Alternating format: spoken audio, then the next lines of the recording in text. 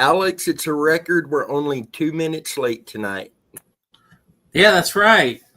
Imagine that. Only 2 minutes late. That's that might possibly be a new world record, I think. So, hello, Mark. How are you doing? Or it's Mark. Hello, Mac. How are you doing, sir?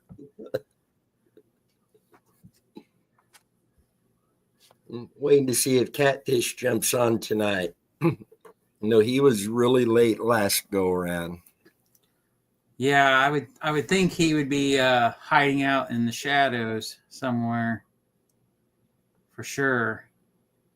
But we'll see. So we're trying something new tonight.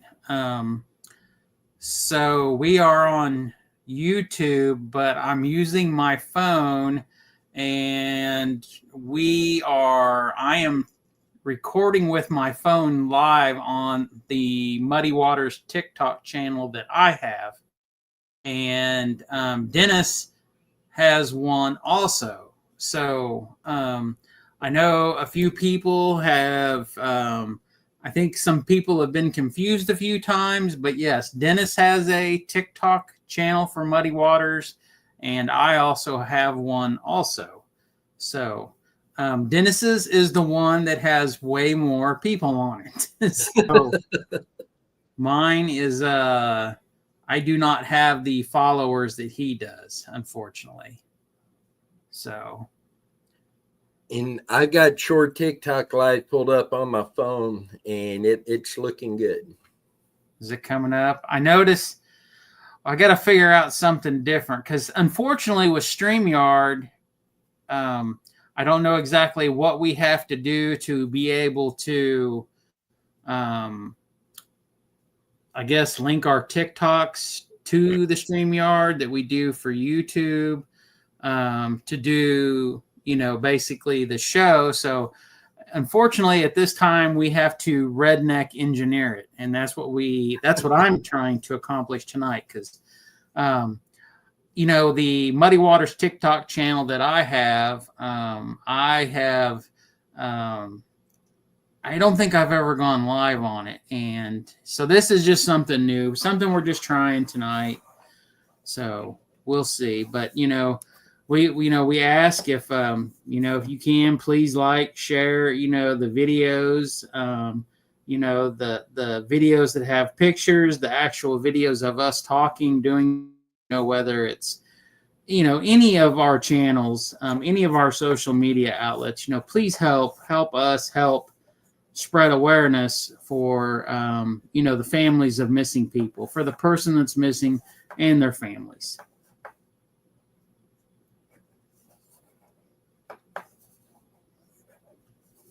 Let's see, you got some people jumping on over there, Alex. Yeah, I saw there for a second. I think we was up to 4. And right now at the moment, I see only 2 people. And I see you liking the live. So that's great. Thank you for the likes. I appreciate those. So we're going to discuss a little bit about Marc Fullerton and what the Muddy Waters team has done with spreading awareness and also a search. We did a search. Let's see, that was 2 years ago, I believe, that Tammy and I and some other acquaintances of ours, we actually went to Arkansas. We went to a location down there to basically do a search for Marc. But I guess I'll hand it back over to you for a minute and let you explain how we became involved with Marc Fullerton's case. How did Muddy Waters get involved with actually trying to work on Marc Fullerton's case? We actually had several individuals reach out to us and ask for help with this, including another advocate and including family of Marc. So we picked up the case. Mark is missing from Braggadocio, Missouri since June 3rd of 2020. And just the story going into it, and I'll read some of this off. This was found on NamUs. Mark was last seen in Braggadocio, Missouri on June 25th of 2020. Now that does contradict the missing since date, which is June 3rd. But his girlfriend stated he unexpectedly walked away from her residence while she was in the bathroom, and she thought he might be heading to his grandfather's house 2 miles away. If so, he never arrived. He never been seen or heard from again.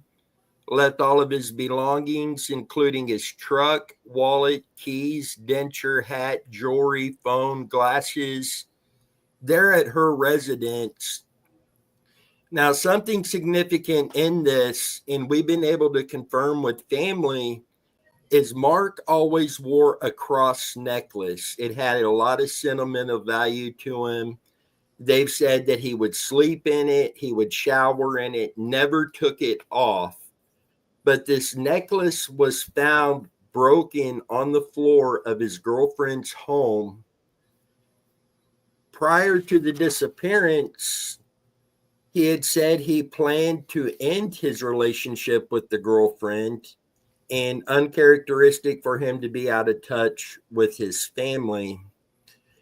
Now, we did see photos from inside of the house from that time period. And to be honest, it looked like a tornado went through there.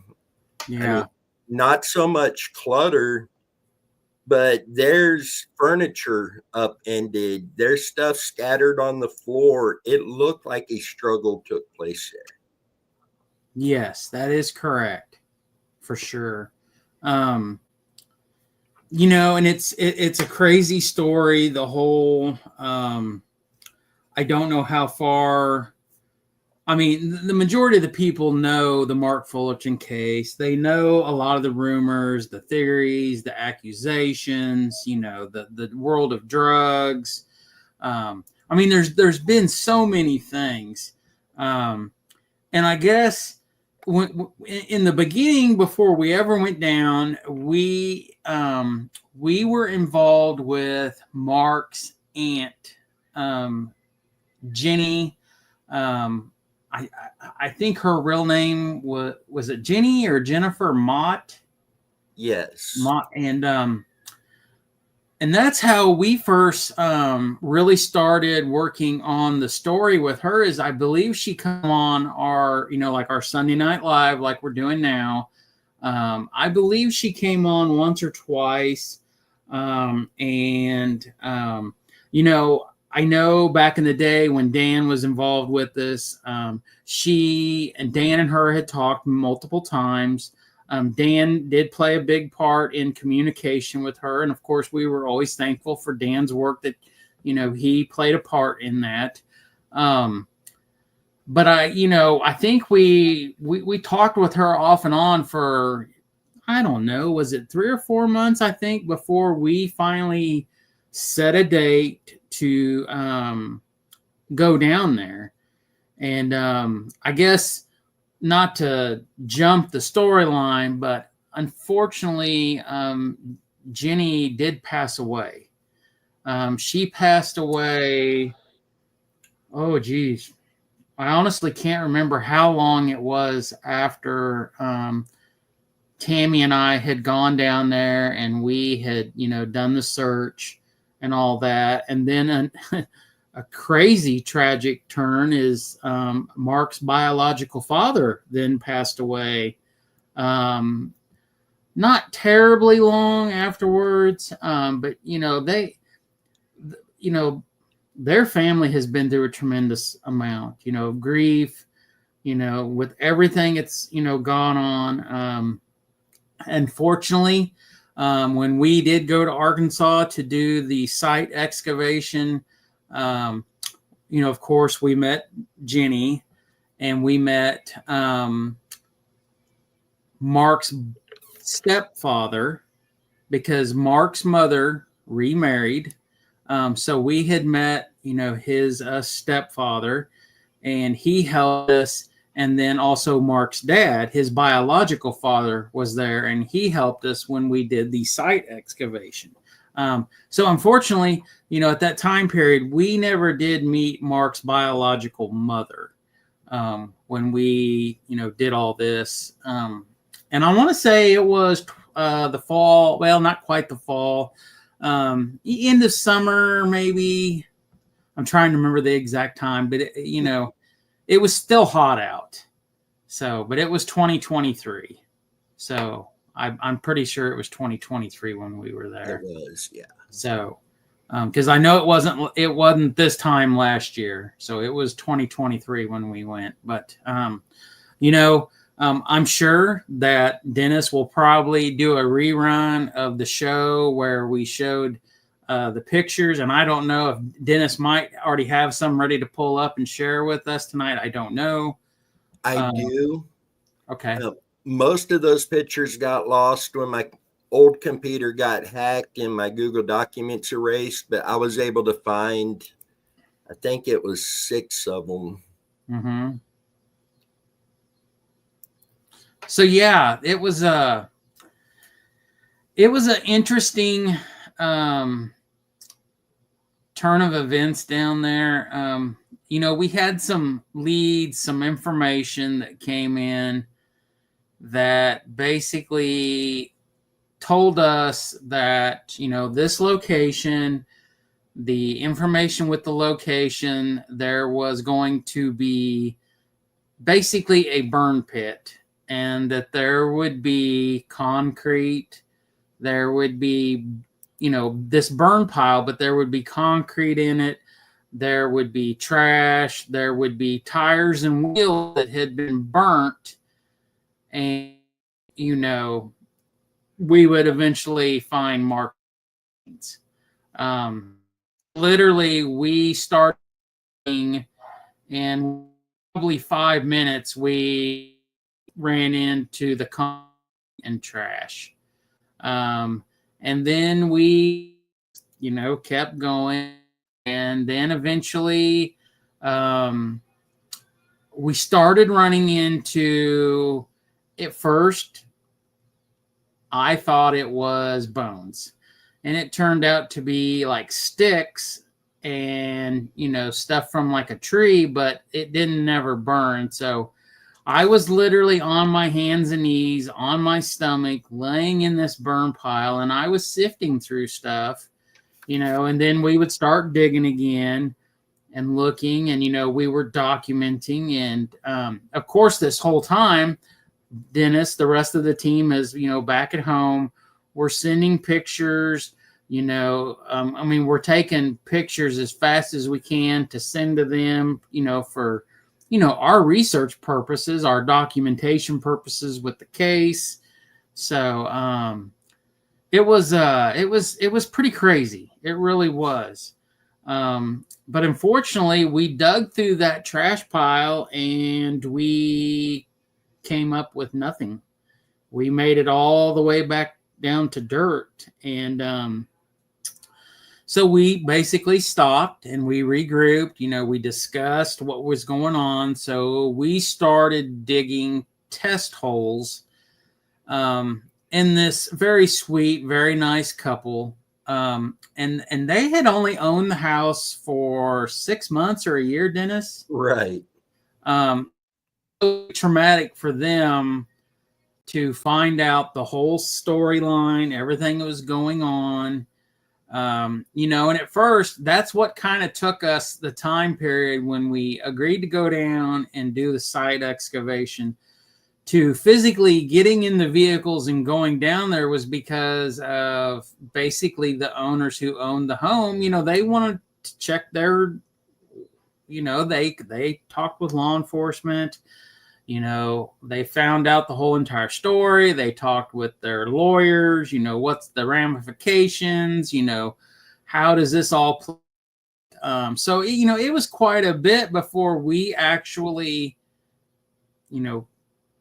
was down there and on site.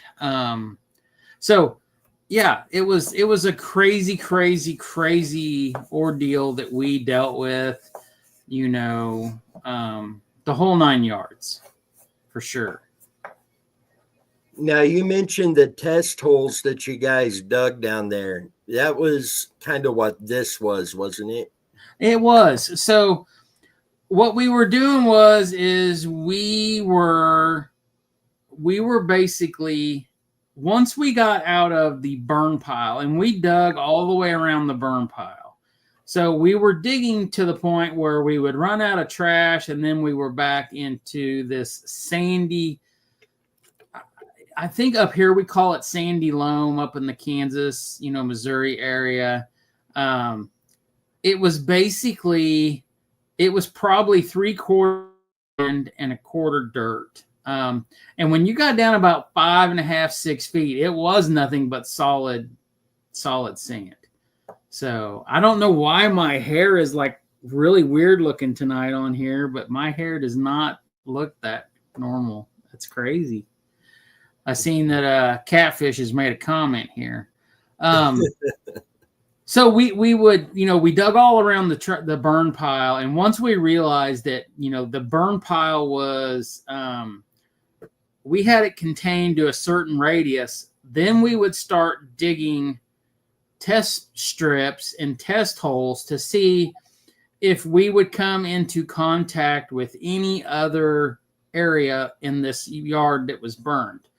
Because the whole story is there was some low spots in the yard where over time, when people burn stuff, it usually does collapse a little bit with the weight of dirt being put on it. And the family was very, very adamant that this burn pile was in this location. And there was a burn pile in that location, and that's where we started. So, we worked that whole pile, that entire time till we either dug down and hit sand, or we dug in the radius and we ran out of trash, and then we started running into dirt. So we went back to doing these test holes, these test, strips that we were digging. And, that night we basically went back to the hotel. Tammy and I talked, we got on the phone with Dennis, with the rest of the group. We were discussing everything. And, the next morning we were back at it, 8:00. And then we started digging again. And we pretty much made a decision that, for us, it was a 6-hour drive, we were basically in the southeast corner of Missouri, across the border into Arkansas, in that general area. I think we were just a few minutes away from Tennessee, basically. But that Sunday, I should back up. That Saturday, we seen a SUV drive by numerous times. And I had told Dennis, Tammy knew, that, the family knew. And I'm like, well, is this somebody we know? Is this somebody that knows what's going on? And on Sunday, while we were digging, it was probably 1 or 2 o'clock in the afternoon, maybe 3 o'clock. And, we were at the point where we were not finding any more trash. And we would dig, and then we would grade. We would, and we promised this family, your yard will be better. It will be, better than it was. And the family agreed to plant grass seed, do whatever they had to do to make sure that the family was 100% happy with everything. And they, and the family was very blessed and thankful that this couple allowed this to happen.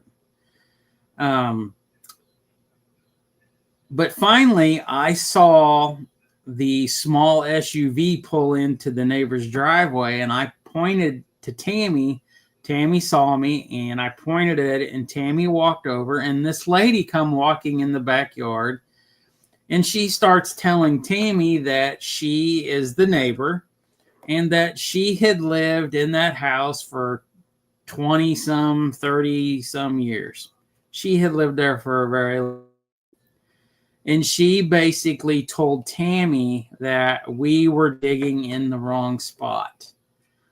That the original big giant burn pile was right off the back of the house. Well, unfortunately, the homeowner did not want us digging right off the back of the house because the septic tank was there and the lateral lines.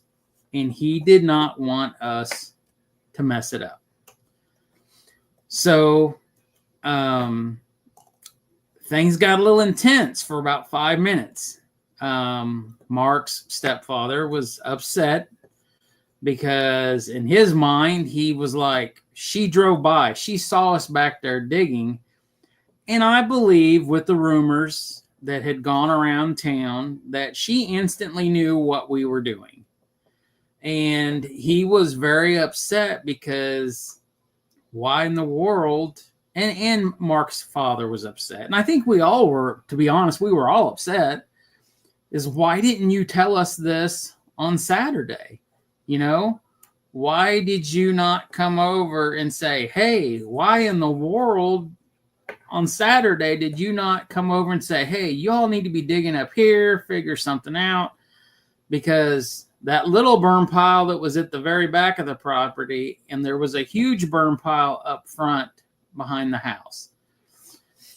And so the story is that the people that lived in the house at some point in some time they had dug a big giant hole and they were just burning trash left and right. And supposedly, you know, Mark's remains were thrown in there. And that was the story, you know. So, you know, she basically walked back to her house. Mark's stepfather, you know, his very upset and felt like, well, wow, we wasted all day yesterday and we wasted this. Where, you know, maybe we called a septic company out, septic in that knows the is that, you know, figured out and then tried digging around the lateral lines and to see if we ran into the burn pile. So, that's basically the gist of our physical search, you know, that we actually did that year. And like we said, you know, we were in contact, Mark's aunt and his Aunt Jenny, and Aunt Jenny is Mark's mom's, you know, Mark's mom and Aunt Jenny are sisters. That's how the relation is in the family. So, you know, that is where we've been with it. You know, we've had a lot of other stories that has come in. We've had other rumors of things that have come in. So, you know, of course, we're not done with Mark's story. You know, we work on stories as they come in over time. And, you know, sometimes we have to give stories of missing people a little bit of a break because it actually, I think, helps us regroup and refocus and look back at some of these theories, some of these accusations, these rumors, and, you know, really try to look at things in a factual and look at stuff where there's some kind of evidence and really try to make decisions on, you know, what the best scenario is to move forward with that case. You know, should we go back down there someday and try to get the local septic company to mark out the laterals and try to figure stuff out? Absolutely. You know, did they dig up all the trash and put in the septic tank in the laterals where the burn pit could have been? I mean, honestly, it's highly probable that they did, you know, because of how this lady made it sound compared to where everything was. It does sound like they were relatively in the same area of the backyard. So I think we got some questions here or some comments. Maybe I'll be quiet for a minute here and we'll catch up here. I do want to back up to David Smith. He asked what happened to Dan. He was a big part of the team. Is he okay? Yes, Dan is okay. What went on is, as you guys know, and I'm going to put it in the comments here, missing in USA. Any of you that are on TikTok, look up missing_in_USA. Dan has his organization over on TikTok. They have done incredible work, especially when it comes to the Amber Alerts that come out. They are on it. They have helped bring home multiple children covering the Amber Alerts. They will actually go live and do their investigation live. They're in contact with law enforcement, getting answers, and just doing so tremendous over there. He had built up a team behind Missing in USA, and we have so many cases, then they have so much that they're doing that it just literally got to the point that it made sense for Dan to be able to put all of his focus into Missing in USA and continue to build what they're doing there, which he has done and just doing tremendous. So proud of him and their team and everything they're doing over there. Yeah. And you will probably still see Dan join us on a live feed here and there. I wanted to reach out and invite him to join us tonight. The last several days I've been sick, so I've been really behind on a lot of stuff. But we do want to bring Dan over on a live with us. But again, if you're on TikTok, Missing in USA, and they're just doing incredible over there. They're killing it. They're working on legislation that's going to help not only bring missing people home, but possibly even prevent some people from even going missing. So they're doing incredible work over there. Yeah. Dan, he has played a major role on social media with the Amber Alerts and stuff, and we had quite a few Sunday Night Lives where people were asking, where's Dan, what's going on with Dan, so Dan, he was so busy with what he had going on, and there was lots of times where we were live, and unfortunately Dan live over on his channel, and we were live, and that's just how it played out and stuff. So, but we wish nothing but the best for Dan. Hopefully someday, if he does choose to come on and be a part of the show one time and talk about his ongoing efforts, by all means, you guys will know we're having a special guest. It's Dan. So, but yeah, and as many people know, we've put this out there quite a few times. He wants to come on the show and be a part and discuss, cases. If they want to bring up cases that they might have worked on or somebody in their area, by all means, everybody is always welcome. We do know there's people out there that do scam and do play jokes and games, and Dennis has the dump button at his fingertips that if he has to take somebody off because they start something, of course, that's what will happen. But yeah, Dan, they're doing great over there. By all means, if you're on TikTok, whatever, please support them. If you haven't and you do go over there, say, hey, the old team over there at Muddy Waters sent us over to join up and watch you all. So we're here from your old team. So, give the old shout out if you can.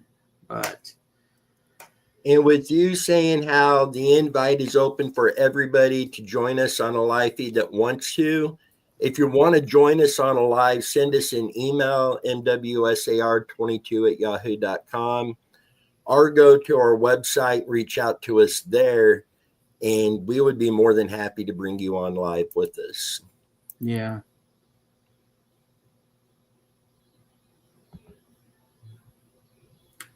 So Catfish has asked, have you all looked into any more of the Randy Leach case? Believe it or not, we were talking about Randy Leach today because of another case that we are involved in right now currently.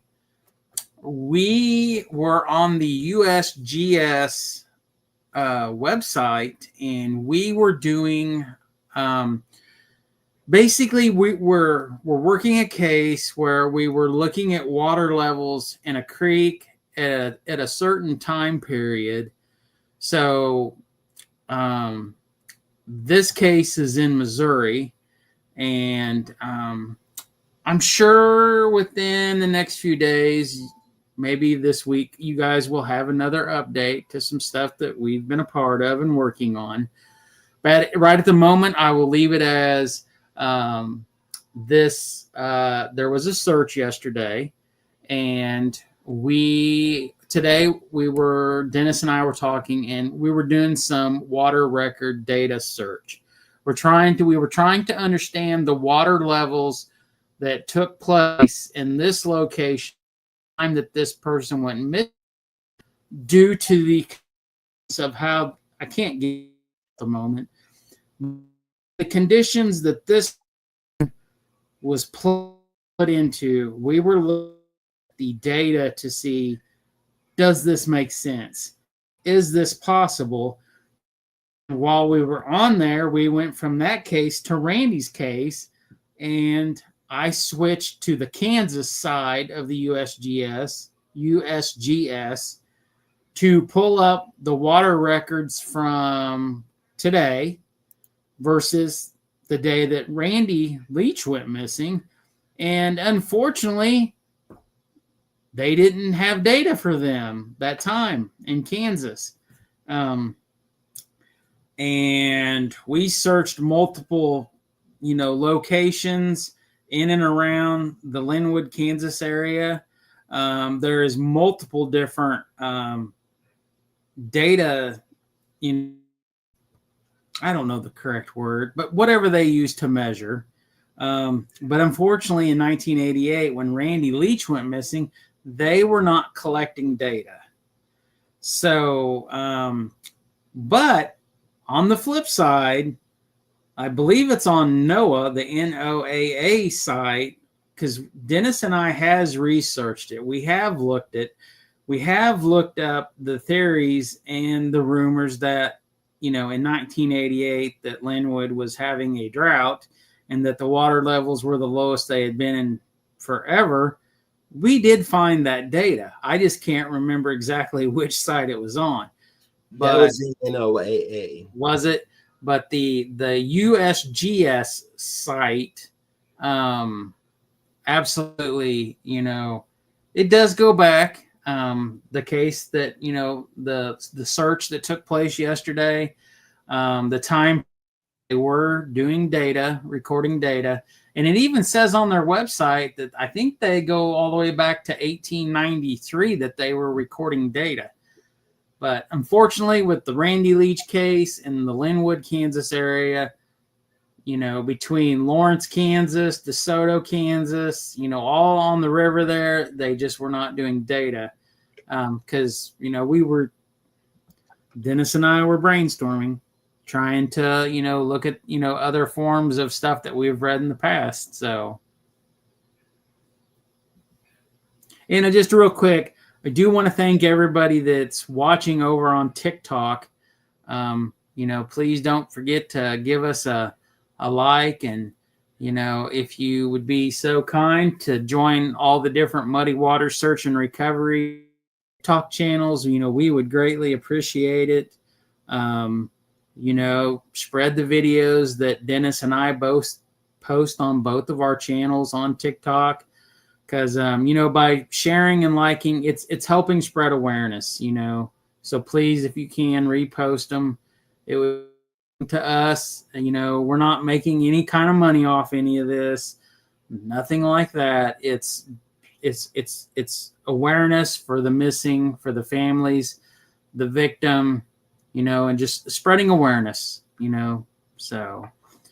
And that's also the same for our YouTube channel, people, which, we talk about it every week. But, trying this recording live on TikTok, at least on my channel tonight, is something new. I'm using my phone. It is redneck set up here recording. So hopefully it's working well. Hey, we can get you some duct tape, some WD-40. We'll get you set up. Yeah, but it's working at the moment, so that's what matters. So,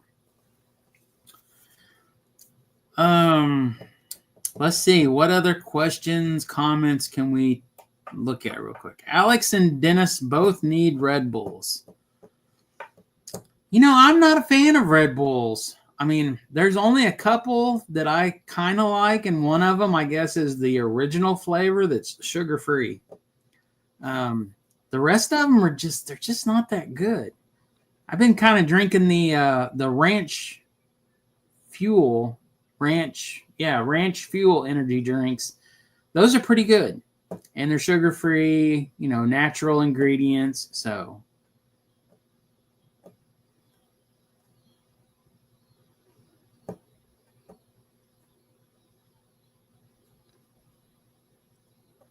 And by all means, if there's anybody on TikTok that would like to ask a question or anything, I can, of course, read it out loud, and, we can, talk about it too. See, Tomby Thorne says, this is one of the craziest cases I've seen in my life. There's too many people knows what happened and for no one to be arrested or for Marc to be found.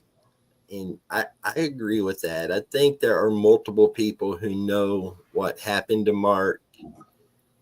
I think there's multiple people that were involved in Marc's disappearance from the get-go. Yeah, I mean, I know a lot of people make those comments like, of course, there's got to be people that know. How can these people have on their conscience, their heart, their soul for all these years? There's so many people that know stuff, and they their graves. I mean, in a way, when you look at the amount of cases, it's been a few years since we worked statistic numbers. I used to talk statistic numbers a lot and look stuff up. But, right now, I don't know what the current running total is for missing people in the United States. The breakdown of adults, the breakdown of children, the breakdown of male to female. But, yeah, absolutely. It's just crazy. But I wish people would let stuff go over time. You hear about what is that, Dennis? The statute of limitations. Oh, after 30 years, you can't get in trouble for something. I'm not a lawyer. I don't know if that's true or not. But, we've put out there so many times, if we're working on a case and, we have had people on our shows that are related to cases, 100%. Um, you know, we've put the address out there. We have a P.O. box. You don't have to put a return address on it. We're not interested in doing, how do I say this? We're not interested in putting you in jail. We're interested in finding someone to bring the family relief from their grief, the missing person that they have been, they have loved, they have been searching for. That's not our fight to put somebody in jail for what they did. Our fight is to help bring someone home. Perfect example, Joanne Conger. She has a missing loved one in her family. She is one of our cases. We have discussed that case many a times. Everything, and we never give up. There is times where we don't talk about a case for periods of time, but it doesn't mean we give up on those cases, because we still look into them. I watch missing people case stuff almost on a daily basis while I am working, while I am doing something, so I can learn. The more stuff I see that's not our information is more information that Dennis and I can talk about, that we can learn about, that we can share, that we can brainstorm on a case. Oh, we haven't looked at this angle. We haven't heard of this. So these are parts of the learning experience in trying to understand missing people cases and trying to move forward with them.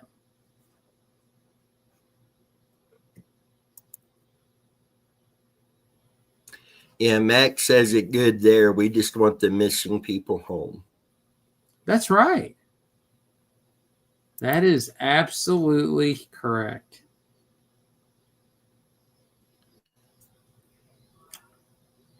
I guess Bobby has shaved his head.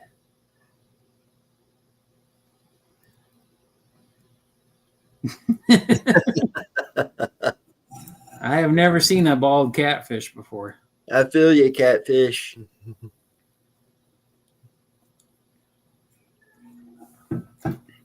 Catfish is another character that we have known for a long time, that hopefully one of these days he will come on our show and go live with us and talk about stuff that he's been a part of.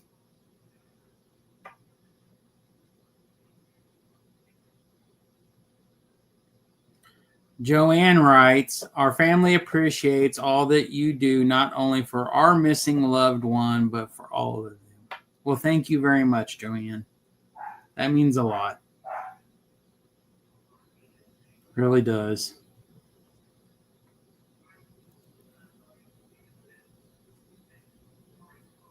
I'm looking. I got the P.O. box on here somewhere. I'm trying to find it to share that. It is P.O. Box 93, Camden Point, Missouri, 64018.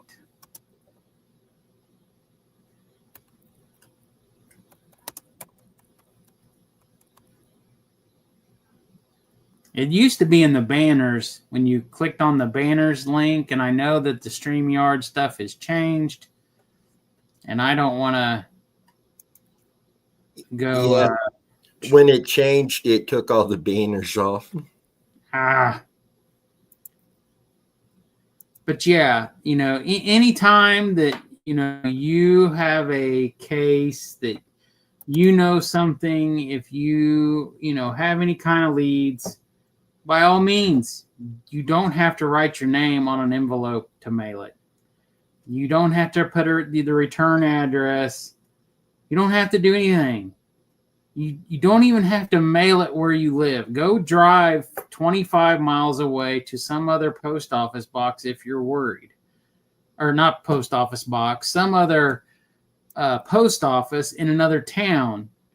It's as simple as that.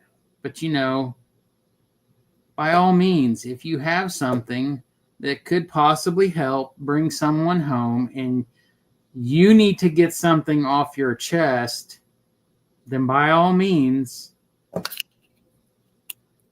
just take the time to sit down and write a quick letter,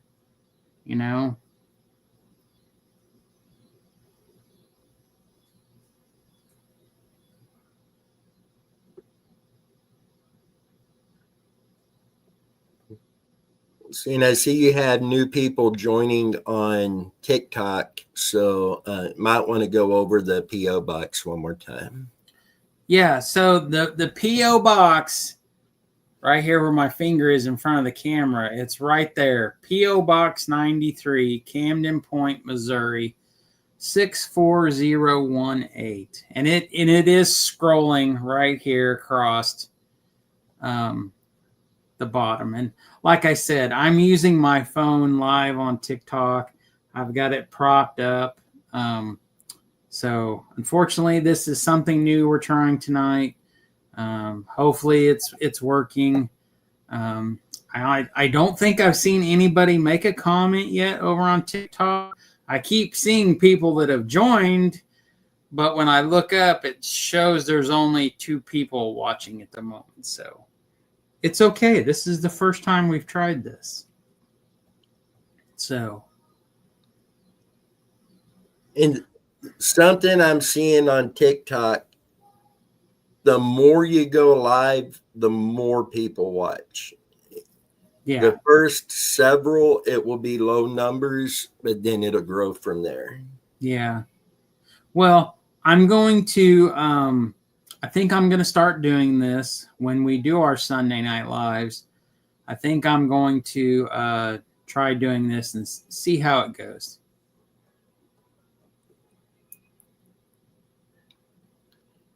Anytime we can get cases out to more people, that's always a positive. Absolutely.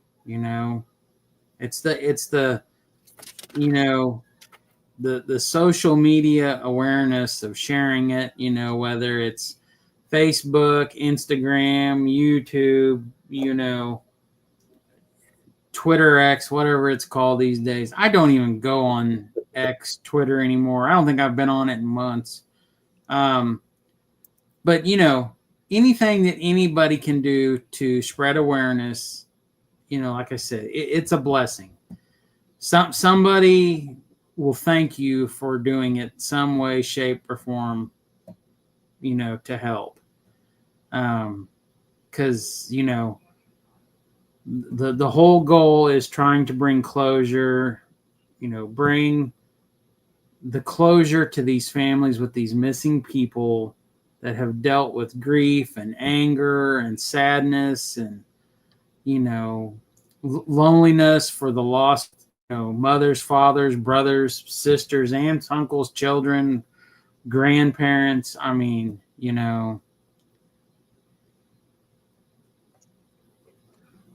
Zane, did you all at Muddy Waters get my email of missing children likely in Canada but had an affiliation to Vanished Children's Alliance in Los Gatos, California? I did see those emails. Again, I've been sick the last few days, so I do have some catching up to do, but we'll definitely look into that because that looked really interesting.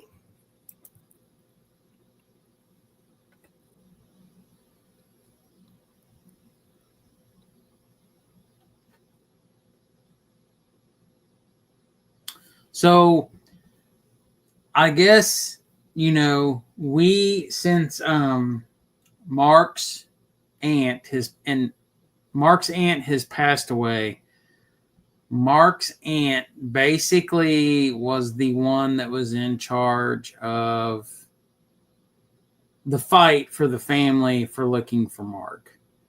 She was the one that was leading the charge to do all this. And unfortunately, when she passed away, I think all of our, at this time, Dan was still a part of the group. Dan was still spending quite a bit of time with us. And I think Dan was talking to Mark's biological mother. Is that correct to say that, Dennis? Yes. So, I have never talked with Mark's mother. I don't know if Dennis has. I believe it was only Dan that was doing the communication. But then, like we said, then Mark's biological father passed away. And so really now it seems like it is Mark's mother, which, of course, this has been very, very hard on Mark's mother. Mark's stepfather, and then Mark's sons, which are, I don't know how old did he have 2 boys, right? 2 or 3 boys? 2. Two boys. I did reach out to them on Facebook. They never responded to my questions. They never responded to anything. So I don't know if it's something that they're just not involved with, that they don't want to be involved with. I don't know. So, at this point, I don't know. I don't know what communication. I haven't really seen anything. I haven't seen anything new like on Facebook or really anything else for quite a while that was no different than the typical same rumors, theories, stories of what happened. I haven't seen any smoking guns of new evidence or new leads or anything like that. And I don't think anybody's reached out to us, knowing what searches we've done, what just investigative work that we've done with, stuff on social media. I don't think anybody's reached out to us at all. So, and of course, by all means, the reason we're doing this tonight is we don't want Mark's case to go stagnant, and fall to the side. So, that's why we're asking, hey, please share this, please, repost, share, like, because we can't let these cases go away, fall away where it just out of sight, out of mind. And that there is so many cases in Missouri and Kansas, way more on the Missouri side, of missing people that, let's be honest, there's cases all the way back in the 50s, 60s, 70s, 80s that nobody talks about. They are just, they're just gone. A lot of these people would be in their, there was children that went missing, young adults. And, for the most part, some of these people are 50, 60, some of them might be 70 years old, but some of these people that went missing back in the day, they are way over 100 years old now, and there's, nothing will ever become of anything at this point with those. Even those people that are over 100 years old that have been missing for, 50, 60 years, I would suspect that a lot of their family has also become deceased over time. And it falls away,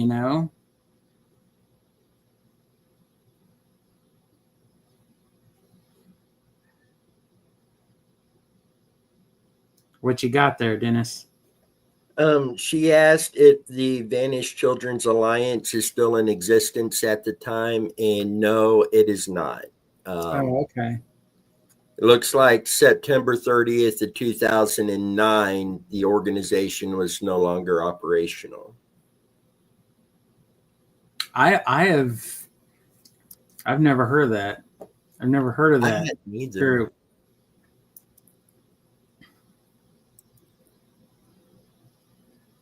Which is, there's probably so many missing people alliances, stuff that I'm sure a lot of people have never heard of it, unfortunately. Right. So, Hey, there's a lot of people that haven't heard of us, so share this. Help us get these out there. that is correct. Hey, and once we hit 3,000 subscribers here on YouTube, we'll be doing that giveaway, a live feed, doing several giveaways. That's right. And for the people over watching here on TikTok, we're trying to hit 3,000 subscriber members, on our channel. And we're going to do some kind of giveaway, something special. Oh, there we go. What do we have, Dennis? That is a smartwatch. It's got 3 extra bands. And if you bought this from the store that I got it from, it's around $180. And this will be one of our giveaways. Okay. So in the past, we have given away TVs. We've given away Roku, stuff for your TVs. We have done the little battery-powered Echo Dot speakers things, like the Alexa things, shirts. We've done gift cards for restaurants. We've done quite a bit. We have definitely shelled out way more money than we have ever made from YouTube. Yeah. So, but we do that out of the goodness of our hearts, for our audience, for our extended family, which everybody is. So yeah, we've been talking about hitting this 3,000 subscriber mark on the YouTube channel and trying to do something awesome, fun. We've done silly dress up Halloween shows. We've done some silly things in the past. But yeah, we're getting close, and I don't know what is our current number right now, Dennis. 2,950. 2,950. We have 50 people to go that would, man, if we can just get to that 3,000 number. Does that 3,000 number help us do anything besides just 3,000 people? No. No. All it's doing is helping us spread awareness, helping us with people that, some people will come to the channel that will bring cases, and ask us to look in and stuff. But yeah, as soon as we get to that 3,000 number, we're going to do a special show. We're going to have some, we've gave away Muddy Waters search and recovery shirts. Megan, Dennis's wife, she does custom made and stuff. She has a shop. She has done lots of stuff that we've given away. So yeah, we're trying to set a goal, to get to 3,000, to basically up our game on spreading awareness and stuff. So Yeah, so anybody out there on the TikTok channel, if you can find it in your heart to like and subscribe to the Muddy Waters search and recovery YouTube channel, we would be very blessed.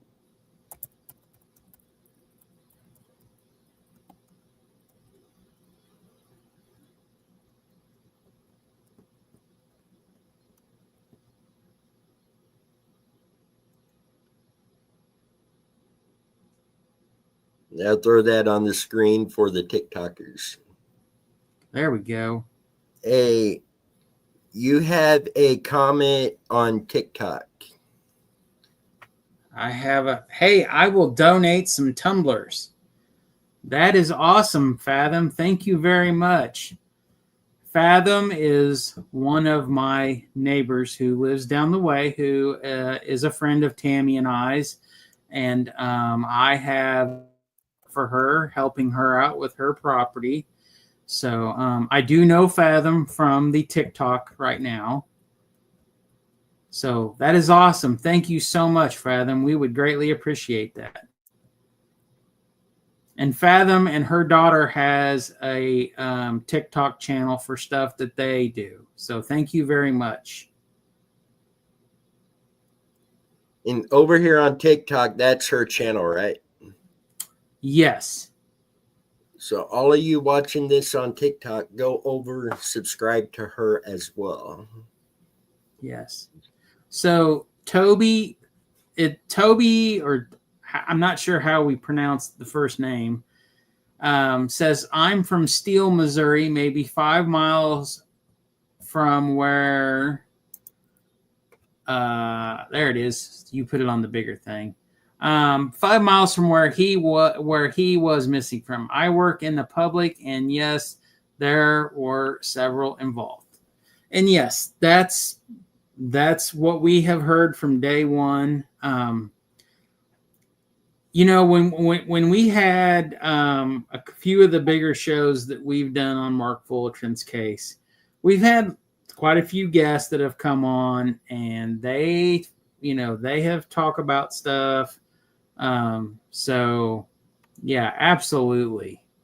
I mean, we believe that for sure. And Toby, if you ever want to reach out, there's our email, and then there's my phone number as well there. You're welcome to reach out anytime. Look at that. I even misspelled my name on there.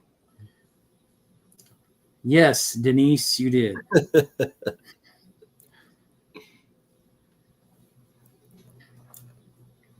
I will admit, I think I have done that multiple times myself.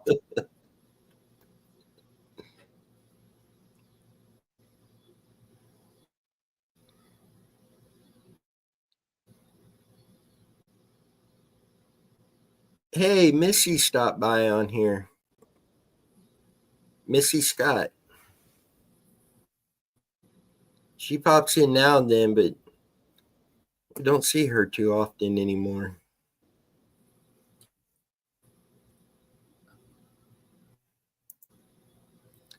And I only caught it because I saw a catfish say, "Hi, Missy."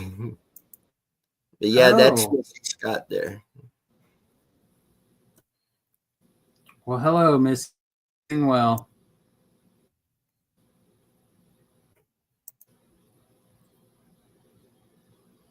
said, yes, I'm here. Well, you need to be here more often, dadgummit. There's many from the old crew that we don't see all that much anymore. But like Mac Randall Jr., again, he's been here almost from the very beginning. Same with Catfish. Joanne wasn't real far behind him. That's right. That's right. It seems like we have our original group that has always been with the Muddy Waters channel for a long time.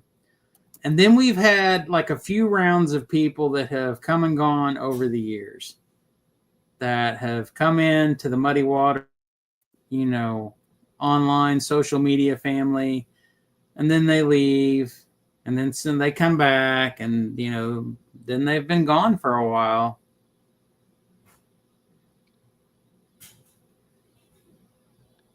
I'll be right. Jump off or just. Uh-oh.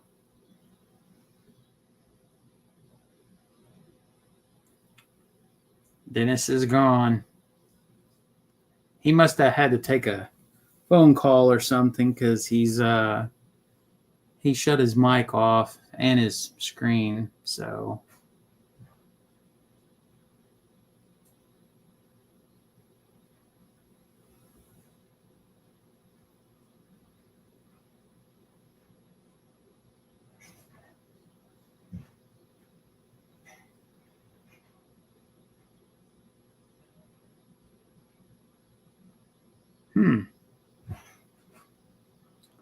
Sometimes he'll message me here if there's something where he's going to be away for a minute, and I haven't gotten a message from him. So,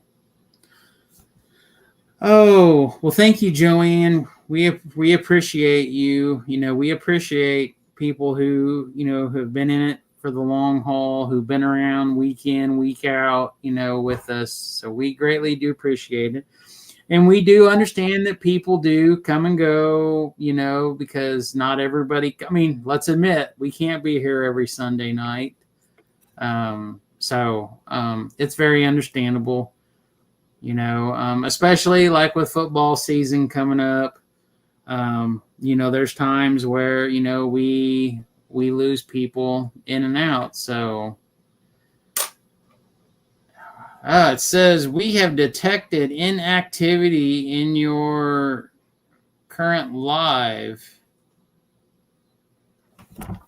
Drag the puzzle piece over. Okay.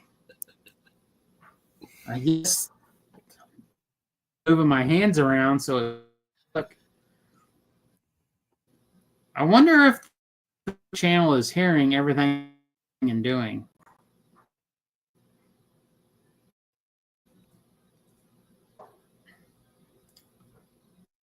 Evidently they must, because Fathom made. Well, evidently they must, because Fathom made a comment.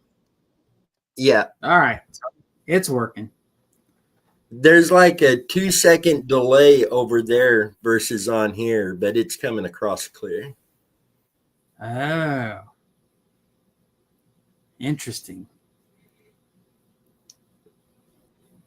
Huh. Hey, Joanne just lost me right here. That hurts my feelings right there. Let's go, Bills. I don't know, us from the homeland of the Chiefs here. I don't know what happened last year. And of course, they lost last night on the preseason opener, which that's okay. It is what it is. I didn't even know they were playing last night, and you brought it up today, and it's like, oh, shoot. Yeah. Yeah, I caught it.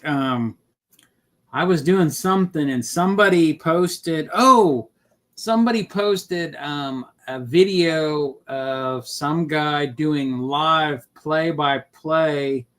I don't know if you could watch the game on TV, the preseason game. I don't know. But this guy was listening to it, and he was doing live play-by-play YouTube channel. So that's how I basically saw it. So, yeah, that definitely was different. Now, Catfish really lost me right there. Yeah. Now, Joanne, I understand Jim Kelly was good. I give you that one. I don't know about the Falcons.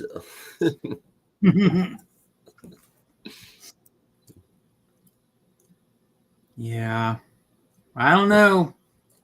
We'll see what happens. We'll do our 10-minute football talk at the end of our episodes here coming up, like we've kind of done in the past. So I think it's going to be a really good season. I think there are a lot of teams that's going to be surprisingly good this year. Yeah. And then there's going to be teams that's just good anyway. Yeah. I look for some upsets this year. Yeah. Well, we will see. Definitely, for sure. So I guess so what do you think going, moving here forward, Dennis, with the Marc Fullerton case? What's your thoughts? Where do you think the Muddy Waters team will be going with this case here in the future? I think the searches for him I think we will be going back to the location that was dug, bringing in the people to mark the septic tank so we don't disturb that. But I think that needs to be finished out. And then information we've had come in, we do have a couple other locations to search after that. And it sounds like it may be a weekend in the future that we'll be doing searches for Marc.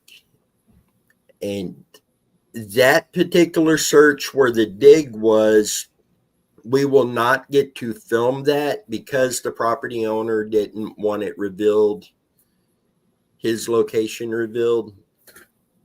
If he's not there, the other locations we will be able to film or go live and bring everybody along on. Yeah. And we've got other searches this year and later this year that we're going to get to film and bring everybody on. Some of these coming up in the future, near future, may actually require getting in the water.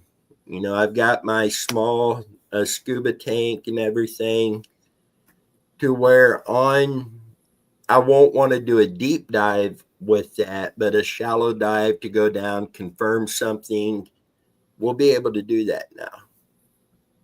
And some of these we will be filming, some of these we will be live and bringing all of our viewers with us on those. And that's both water-based searches where we're running sonar. It's going to be ground-based searches where we're doing all sorts of methods. And going to be interesting. Yeah. Now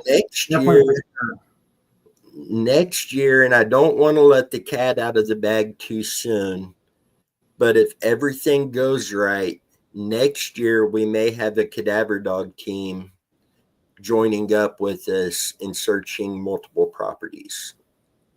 And I'm really looking forward to that, especially when it comes to like Crystal Kipper's case. There's potentially 23, 24 victims that could be found on this property. So really looking forward to that. And that is another one that we are going to get to film and bring out for all of you. We will have a drone overhead getting footage of the canine working. So you're going to get to see what the canines actually do on the ground working. And I'm looking forward to that. Yeah, there's the Crystal Kipper case. Tremendous amounts of research was done, and the guy that was involved with her, there was, at that time there was, he had captured another girl, and she was able to get free. And when she went to the police and the police went back to his place where he stayed and where he had this other tied up, locked up, that's when they found Crystal Kipper's personal belongings. So he was into snatching women. He was into doing terrible, terrible things. At that time, there was multiple girls going missing. One of the dogs is scratching on her dog bed. I was like, what is that noise? There was multiple prostitutes that were missing, that were found dead. There was multiple things going on in the Kansas City metro area at the time of Crystal Kipper's disappearance, so on and so forth. The location that we went to, which was a lead, which was information, which was to be his fishing spot. we went there and I think we were there for 3 or 4 hours, maybe. I mean, we were all the way down to the creek. We were underneath the railroad bridges while the train was going on top of us. We were walking the farm fields, found clothing. We found probably 4 or 5 articles of clothing. And it was older clothing, but it did not match supposedly what she had on. But let's be honest, at this point, we don't know if what she had on when she went missing was the clothes technically she had on when she was officially missing and when she could have been unalived. We don't know. We don't know those details. So, now, we do know some of her clothing, most of her clothing was actually found in this guy's residence that she was wearing that night. Oh, that is true. That is true. So, would he have stripped her down and did what he did when he was done? We don't know. So in the end, looking back, if this was his favorite fishing spot and he was known to have been seen there, the basically after she went missing the following morning, he evidently was seen at his favorite fishing spot. There's no telling who could possibly be buried there, have been placed in the creek. The creek runs to the river. We don't know. The place has been flooded so many times over the years with storms and high water. Originally, when she went missing, the one farm field was but trees. And we know this because of Google Earth historical imaging. We can see when they cleaned all the trees out and turned it into a farm field when it used to be nothing but woods in this one section. So we don't know. There's another case of, we go back to the whole situation of GPR, a cadaver dog, the old original bridge at this location is long gone. It was one bridge. They put in 2 bridges. They changed it all up. Things have happened in this area. We don't know. We don't know if he did what he did right at where they parked and got out to go fishing, if he could have taken her somewhere else and, buried her. We don't know. So that's where hopefully someday, bringing in the cadaver dog, trying to run search, we know how tall she was. We know what she weighed, basically. I think we know how tall he was. We know what he weighed from his arrest records. We come up with ideas. We had an idea yesterday of something on the case and the search that happened yesterday. But, we can find someone that weighed what he weighed in his height. And then we can find someone that was her height and what she weighed. And I know this is morbid to say this, and we're not trying to be disrespectful, but basically have someone drag someone as possibly as far as they can before they give up. There's, when we were there, when she went missing, Dennis and I worked with the NOAA weather records, and we pulled the temperature for that month. We knew the rain, the snow. We knew what the temperature of the ground was, basically. We knew that he could have dug a hole at that time period, because it was cold. And that was one thing Dennis and I thought of. I was like, well, he didn't bury her because the ground was frozen. No, the temperatures were way above normal for that whole month.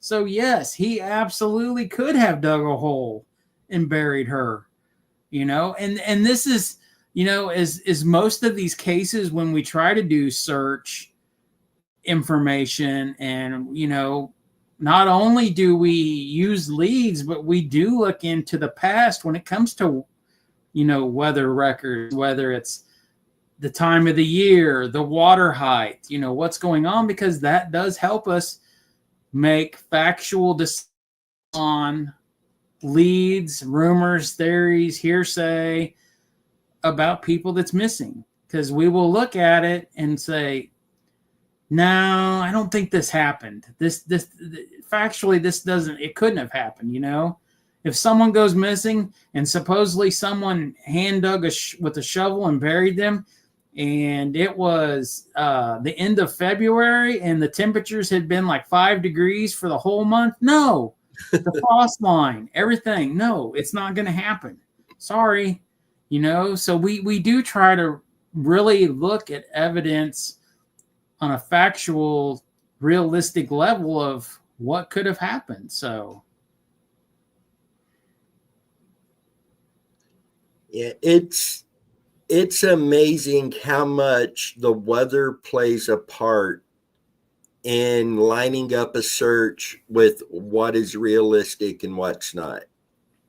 And that's another reason sometimes it takes us so long to get a search put together on a case, is we are looking at everything.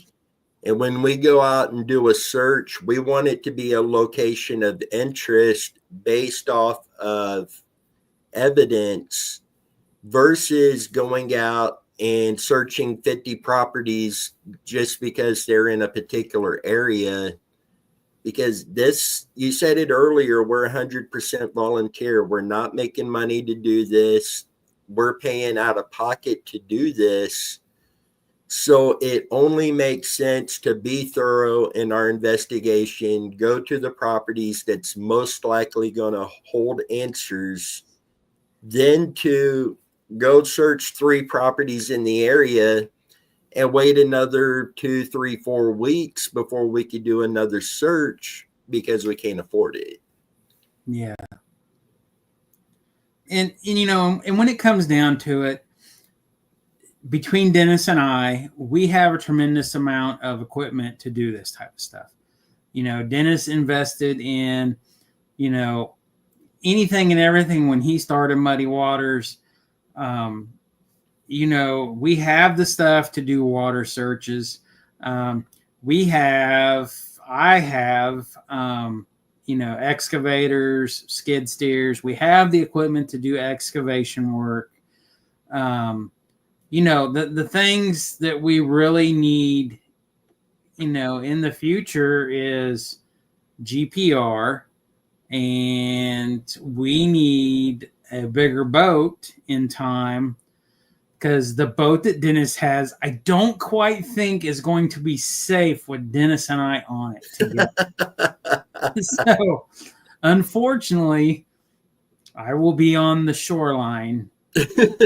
So, but those are some of the things that we would like to acquire in time as things progress, as we move forward with Muddy Waters. Is these are just things that we need. In some of these cases, GPR is a huge thing that we really would need to have.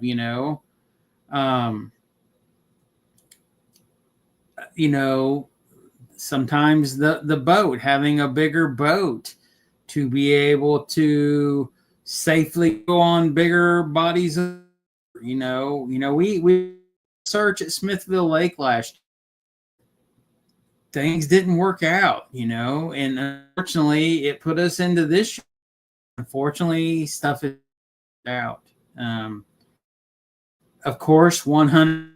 We're not giving up on Smithville Lake in Smithville, Missouri. There's been lots of people that have gone missing in the general area. Of course, so that there's why people put cars, or it's foul play, or they do it themselves. So, that's on Dennis and I's list to move forward with this one day. The like I said, the GPR, it's easier to look at certain areas with GPR and, of course, study and learn before we ever go out and try. And, if you've been with us for a long time, you know that I've had cattle. I've had multiple calves die here and there for, just reasons that calves die. And then I did have, a grown adult female cow that was 10, 15 years old. And she was about the size of a Volkswagen. And unfortunately, she passed away. And I physically could not move her with one of my biggest skid steers. I literally had to dig a hole with the excavator and roll her over right next to where she, passed away at. So as morbidly as things kind of sound, Dennis and I have the perfect opportunities to learn with GPR because I have areas where I have buried the calves. I know where they're at. We can look at the ground. We can then go to where the calves and the cows are buried, and we can run GPR and learn and understand what disturbed ground, what dug up ground. We can learn from all that. So, hopefully in time, those things will happen for us,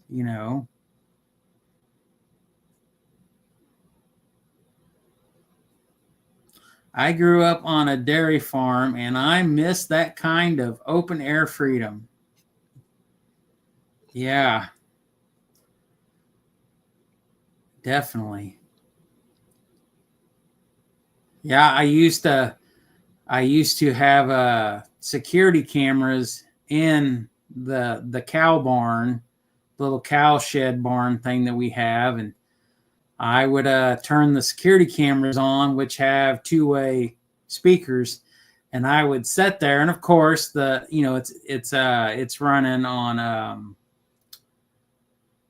the night vision part of the camera, and I would sit there and holler at the cows in the dark, and they would all look up and look around, and they knew I were calling for them, but they would be so confused in the dark.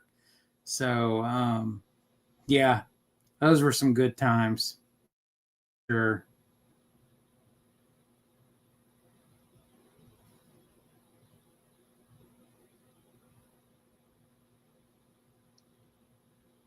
See, so my fingers are crossed that this cadaver dog handler next year, getting to team up with them or them team up with us, go out, do these searches, hopefully bring some of these people home. Yeah. And Absolutely.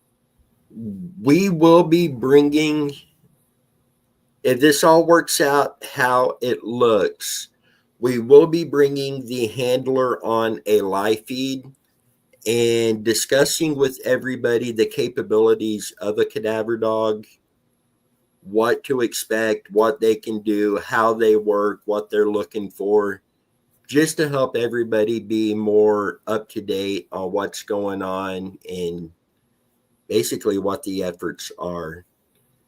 I know ground penetrating radar, for those who don't know, the ones we're looking at, it looks like it's a push mower and you just push it around. Like this property for Crystal Kipper, that is going to take a long time to go over with ground penetrating radar. Where a cadaver dog, we're going to know in less than a day if there's anything on that property. Yeah. Well, definitely. And when we talk about the ground penetrating radar, if you can think of like what Dennis just explained, like a push mower, a lot of them look like that. And then they also have some that are basically they're made with PVC pipe,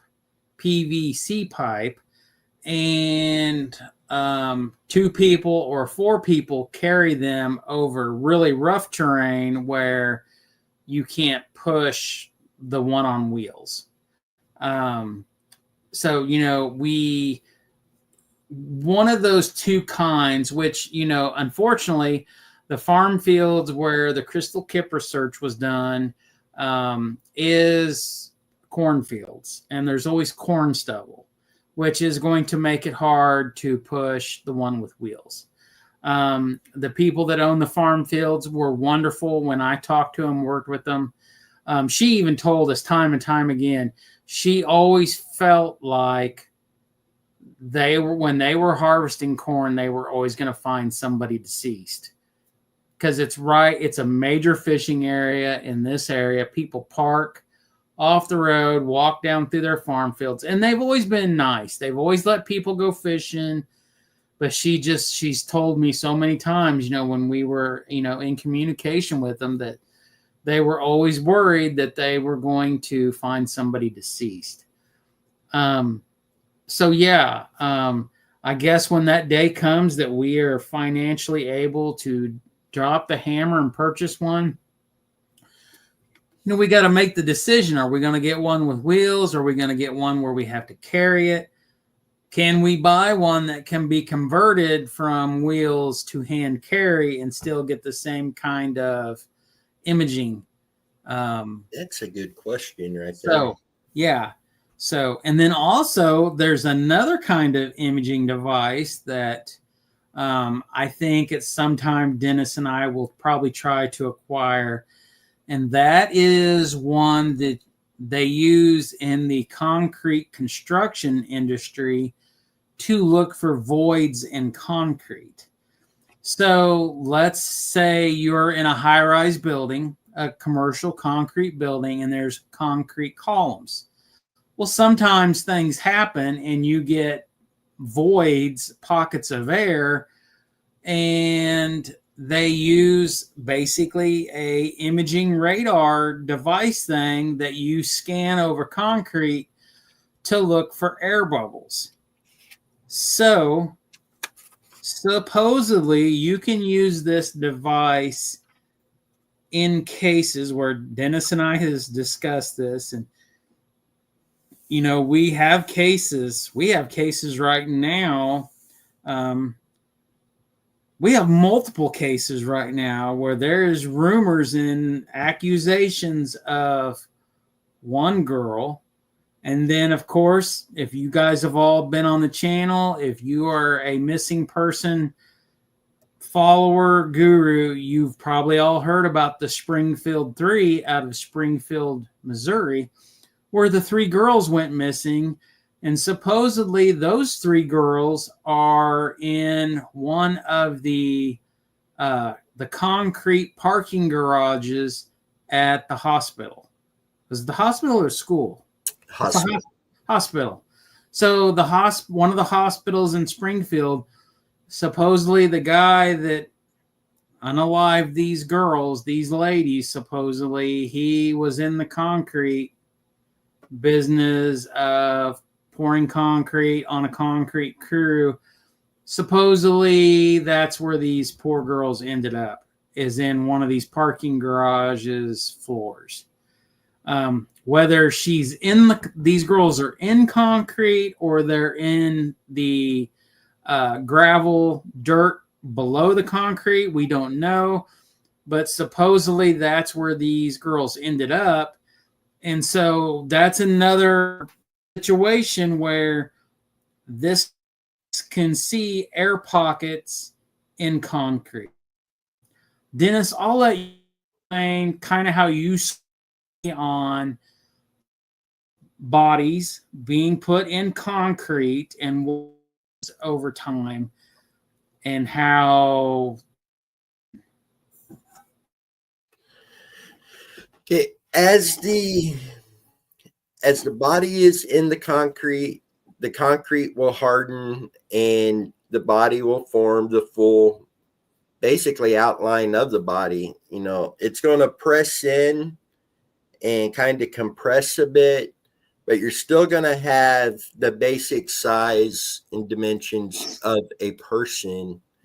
Then as decomposition sets in, you've got lime and Portland and everything in the concrete that is going to help speed up some of that process, but at the same time, it's going to preserve a lot of stuff. But as decomp sets in, the body starts getting smaller, and that's where the void in the concrete comes from. So Fathom asked the question on the TikTok channel, are you talking about LiDAR? So LiDAR is kind of like a form of radar, and LiDAR is used like, let's say, if you've ever watched now this is my interpretation of LiDAR and how they used it. But I've seen them use LiDAR like in the forest when they basically want to look for something, but they can't see through the canopy of the trees. And they want to look for something. So they'll scan something, and it basically will make the trees disappear, and it will show any objects at ground level and the ground level itself. So lots of times you'll see, I know people have watched Josh Gates and his shows like on I can't even remember what networks they're on now. They'll do something to do with like the Aztecs or somebody, and they'll look for like pyramids or, the Inca structures or any type of things where stuff has now been overtaken by vegetation, and they're looking through the air. So they will use LiDAR either on a drone or a helicopter, and it will scan the ground, and then they'll go back and it will basically get rid of all of the trees and vegetation, and they can see the ground. They can see man-made structures versus, regular, stuff made, I don't know the right word to use, natural stuff that was made naturally. Expedition Unknown. That's right, Mac Randall Jr. That's exactly right. So that is my interpretation of what I've experienced watching stuff with LiDAR on TV. This concrete scanning tool, I don't know what the correct term of it is. But to me, it kind of sounds like GPR, but instead of looking through dirt, and I don't believe GPR through concrete. Yeah, I think it will, just not real deep. Yeah. Okay. And I can say this. At one time, Dennis and I was working a case, and I reached out to a company about renting a GPR unit because there is companies that do rent them to use. So I reached out to this rental company, and I filled out the thing online about renting, and it gave me two options. It gave me a GPR unit that would look, I want to say, like 0 to 4 or 5 feet deep. And then there was one that would scan like up to 20 feet deep. The one that scanned, the shallow one was X amount of dollars. You paid for the rental, and they actually would ship you the unit. You would use it for the week, and then I think it was a week. Maybe it was 4 days. You would use it, and then you would ship it back, and that was it. The other one that would go deeper in the ground, they actually had somebody bring it to you, and you had to pay for an operator. It was considerably way more money. So I chose the shallow unit. I filled out the stuff, and it basically said that a representative of the rental department would be in touch with you and let you know when you would receive it, how you paid, everything, so on and so forth. So the guy finally called me a day or two Hey, I got your inquiry about the GPR rental. He said, basically, what are you trying to find? Underground utilities? Are you trying to find blah, blah, blah?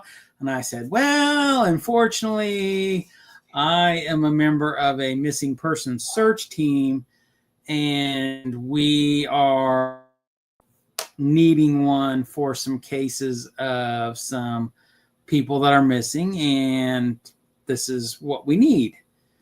And he was like, oh. So after talking to him, they were going to let us have, if I remember right, they were going to donate the rental to us. And I said, you don't have to do this. I'm more than happy to pay for it. And he said, no, it's all good. He said, the problem is we don't have any right now to rent, because when COVID hit, a lot of the software and engineering stuff that goes into the radar and the stuff that COVID hit, the companies that make the units were not making them because that stuff was on back order.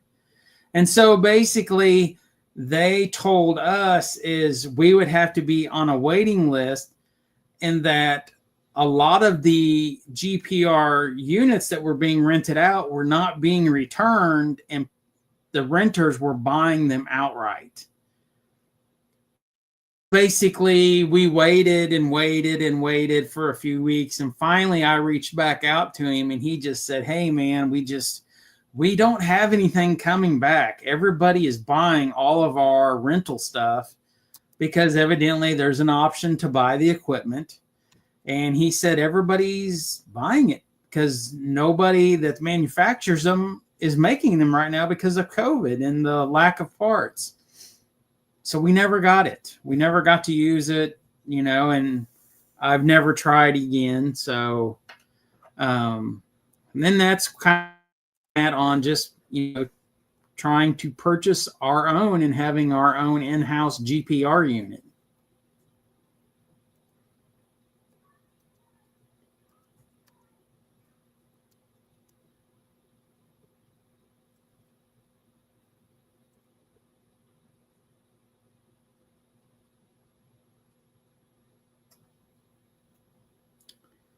So I guess in a way, like when I talk about this unit for concrete, we've had numerous cases. We've had cases where supposedly women have been placed in concrete. We've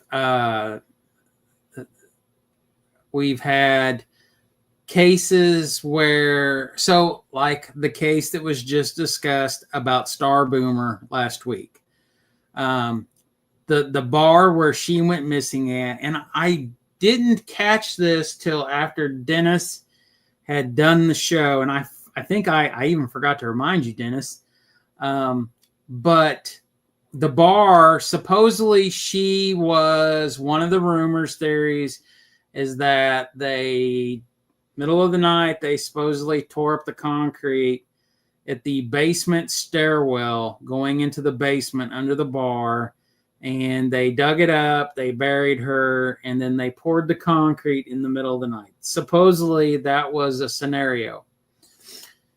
I don't remember correctly if they did go back and tear it up, or they did not, but I think there was some talk that we had that, hey, let's throw it out there. If they will let us come do it, I have acquaintances of concrete people. Let's go jackhammer it up. Let's dig it up. Let's see if we efforts. If we can't, we'll have it repoured. We'll pay for it out of pocket. Well, I think at that time, we were talking with Jeff. Jeff is a member of our group that does a lot of research with us here and there. Big person. He doesn't get to spend time with us, unfortunately. Drove by the bar, and me, dude, the bar, everything is gone, and it's just a parking lot now for a used car parking lot. And I don't remember, I didn't think that you had made that comment when you did the video, Dennis, that that the bar is gone, the Right. basement's, I don't know if they filled it or they dug all that stuff out, but it's now a parking lot. And I guess it's a used car parking lot, or it's a parking lot to another business, possibly. I'm not quite 100% sure. But it's gone, and it's a parking lot now. So, you know, that's a whole nother ordeal that comes into play, like in the Star Boomer case, because with Star Boomer's case, you know, we had basically 3 different paths to take. And the bar, the stairwell, the concrete landing at the bottom was one of them. And then, you know, we had the possibility of the river, which we know is astronomically, would be insane to find her remains. And then the other location we haven't discussed, which we still need to move forward on with that location. So, you know, it's, I don't know what's going on, but the dogs are going crazy. So that's a perfect example of, you know, was supposedly she buried under the concrete? Could she have been in the concrete? You know, the Springfield 3, the 3 girls down in Springfield, Missouri, that situation. You know, are they in the concrete? Was concrete poured in the middle of the night somehow? Something happened. Were they placed below the gravel, the base to the concrete? You know, we don't know. But, you know, this radar concrete, you know, scanning device is something that, you know, hopefully someday we can acquire also to use, you know, for doing this type of searches. See, and on stars, the whole concrete theory originally came from her sister-in-law, the lady I grew up around. And according to her, the sidewalk right outside the back door of the bar a section had been torn out that night and had brand new concrete poured by the time it got light again. Which totally makes no sense whatsoever unless it had to do with foul play. Right. I mean, let's be honest. Unless you have a water main break, a sewer line, septic line break underneath concrete, why else would you tear up concrete in the middle of the night? Unless it's foul play. So, so testing and learning would be getting concrete, doing an experiment, you know, building a box, pouring concrete in the bottom. This is not meant to be morbid, but basically getting like a deceased pig for butchering purposes and placing it in the concrete, pouring concrete, making a block, let it set for a while, and then starting to learn by scanning the concrete and trying to understand. So, you know, we know this object, which was a living, breathing object at one time. We know it's in this. Let's see what the what you know, what the remains are going to be. Come here. And anytime we do experiments like that, we will be filming those and bringing you guys along with it. And we will be documenting all the information from that. And we'll have that available for any other team if they wish a copy of those results to help them in their efforts as well. Yeah. So And by, going back by all to means, going no, back go to ahead. this Sorry. question, so are you saying they will be able to find children or people buried in concrete? A concrete scanner, as Alex explained, it is going to show the void that is going to have the size and dimensions of a person. It won't actually tell us there's a person there, but that there is a void there that fits the description of what it would be if a person was there, and let us know to move forward on that. If Yeah, there's no void, there's no person there. But if there yeah, is the void that's a consistent size with that individual, then it definitely needs yeah. dug. Yeah, and I do know that they make different ones when it comes to the concrete radar, because I have read about one that they actually look for rebar, that it will show the rebar in the concrete, because of course there is situation where people forgot to put rebar in support columns or in floors. And so I know there's different kinds that look for different things in concrete.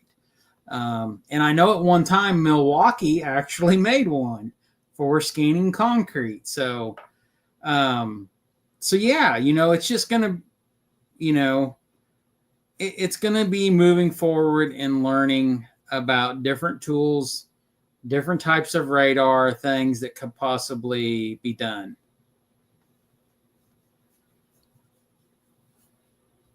So yeah, I mean, on these cases where supposedly there's the rumors, theories, accusations that somebody's in concrete, below concrete, this is where it would be awesome to show up and pull out these different tools and say, okay, let's start off with this. We're going to scan the concrete to see if we see any voids right here where supposedly there's a lead that says, yeah, over in parking, B3 through B5, supposedly these bodies are in the concrete flat work, the floor. Let's scan it. Okay, we didn't see any voids. Okay, let's move on to the GPR. Let's try to scan through the concrete and look at the grade work, the gravel layer into the dirt layer below this area and see what we can see.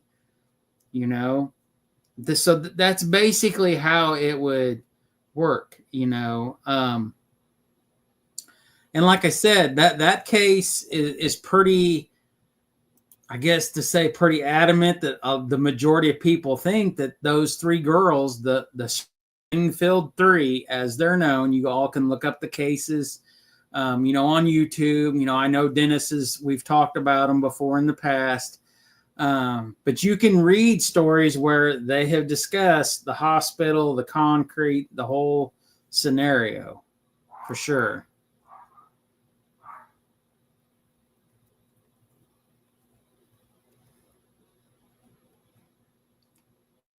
A blue tint to him right now from his computer screen. I'm going to try something here.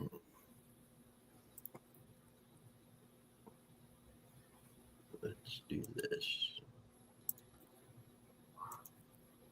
Are you going to try to pull up pictures of the Springfield 3 case, girls? Yeah. Just to show. And by all means, we're not trying to get sidetracked from the Marc Fullerton case.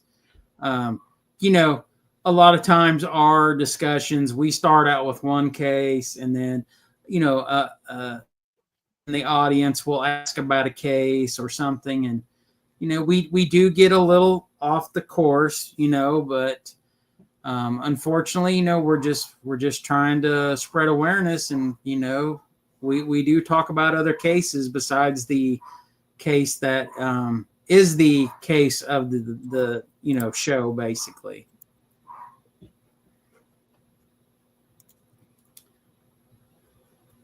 And these three girls, so two of them were related. One was a mother, one was a daughter, and then the other girl was the daughter's friend. and it was right around kind of similar, if I remember, kind of like a Randy Leach story. I believe they so these two right here were mother and daughter, and then this one was the daughter's friend. But of course, this lady was the one in the middle's mother, and they all three went missing at the same time from the same location.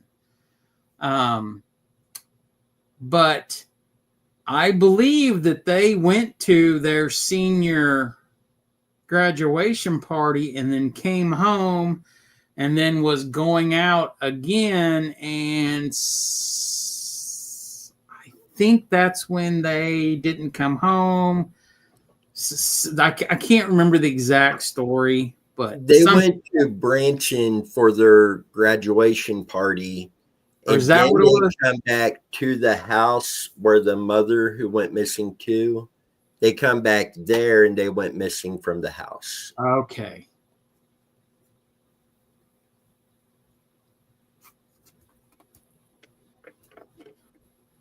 So, but that's a very popular, and I hate to say popular, the word popular, but it is a very well-known missing case of missing people. So, and it's one where multiple people went missing all at the same time too. So, and of course, none of them have ever been found.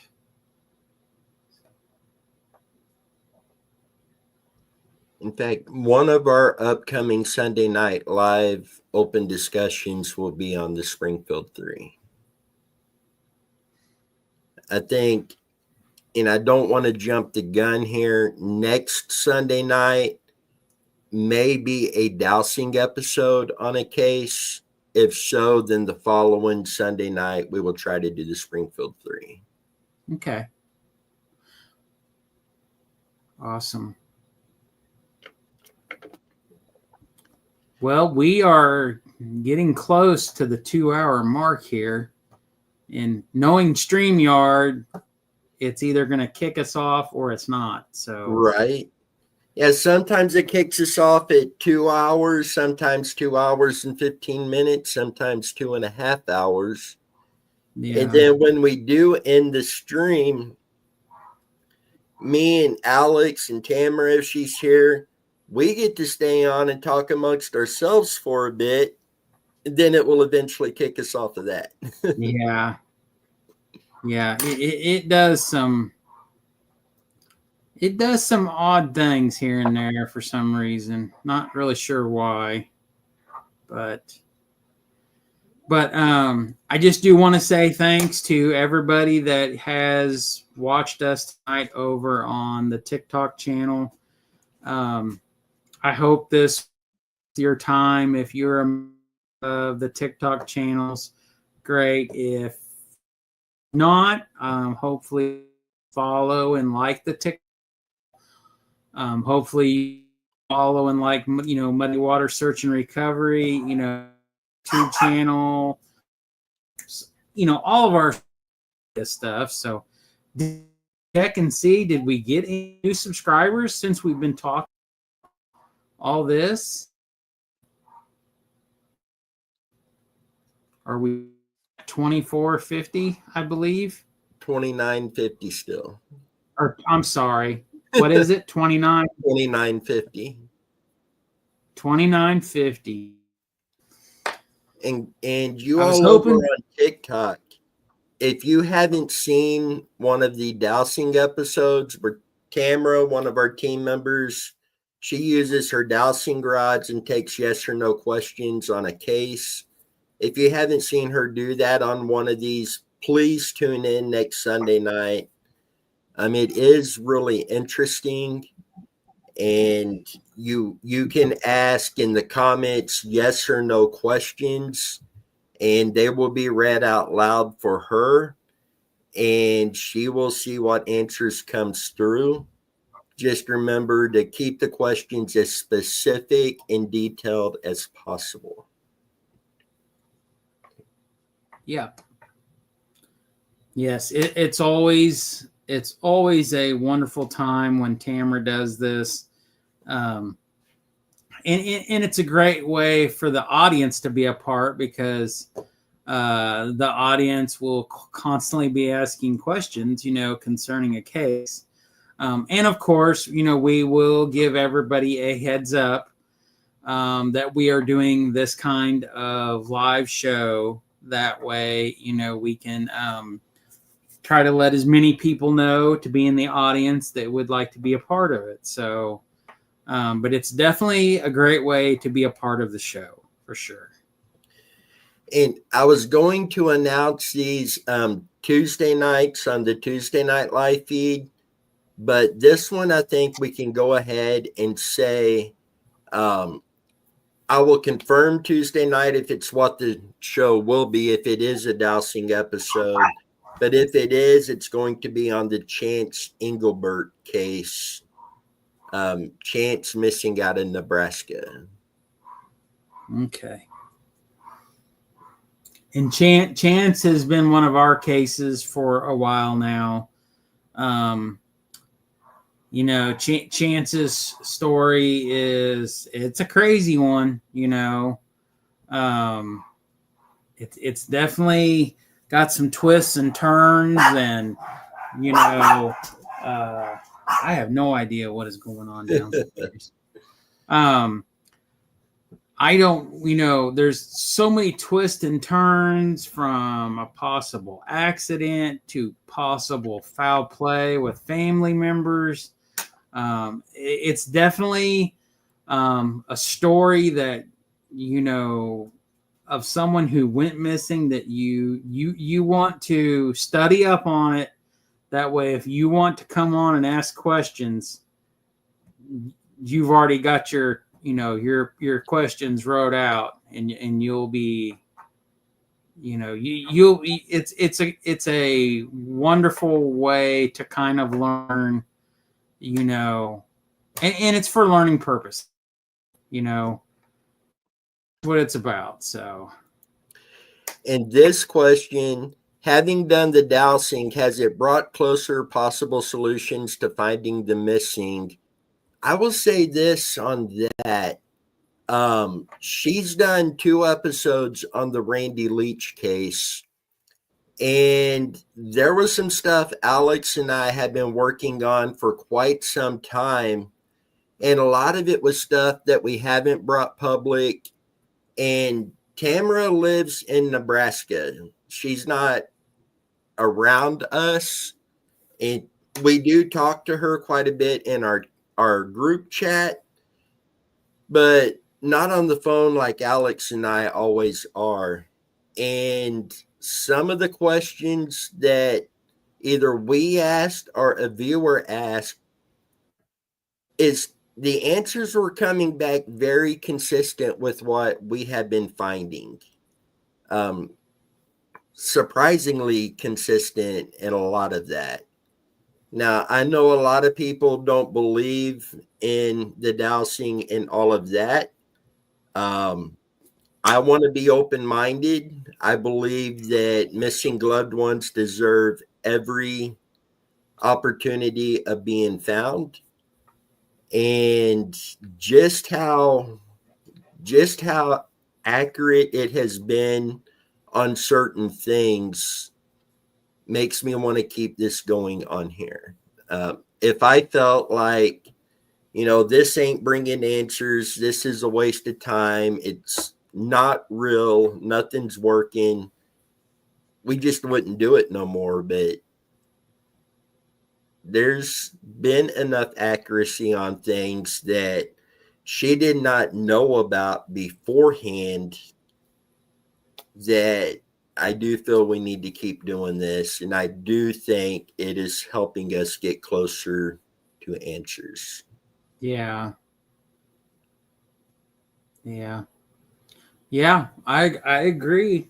I agree. And, we've had so much feedback from, viewers that are, that watch the episodes that, Dennis, you have made it well known to us that people are definitely interested in it. People are wanting more of it. So, and it's safe to say that when we are doing a dowsing rod episode, we have a decent crowd versus just a normal crowd.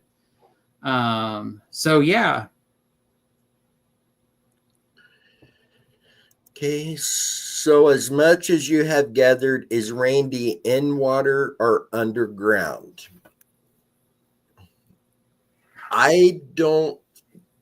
My opinion, I don't think Randy's actually underwater. Maybe at times, but I don't think he's fully submerged underwater all the time. And that is just my opinion. Um, Underground, I don't think he's in a cave.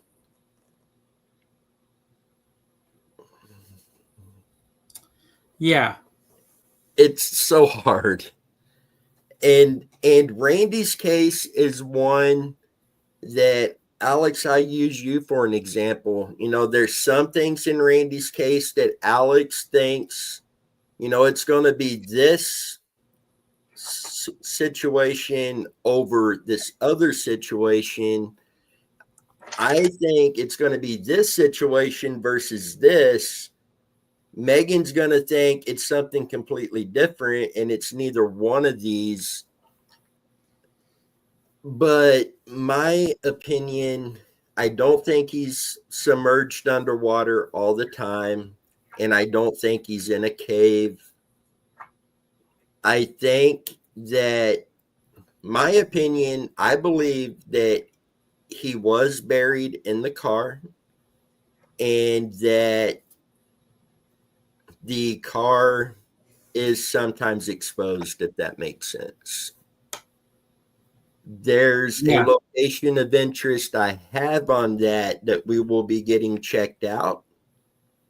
Do we think it was premeditated?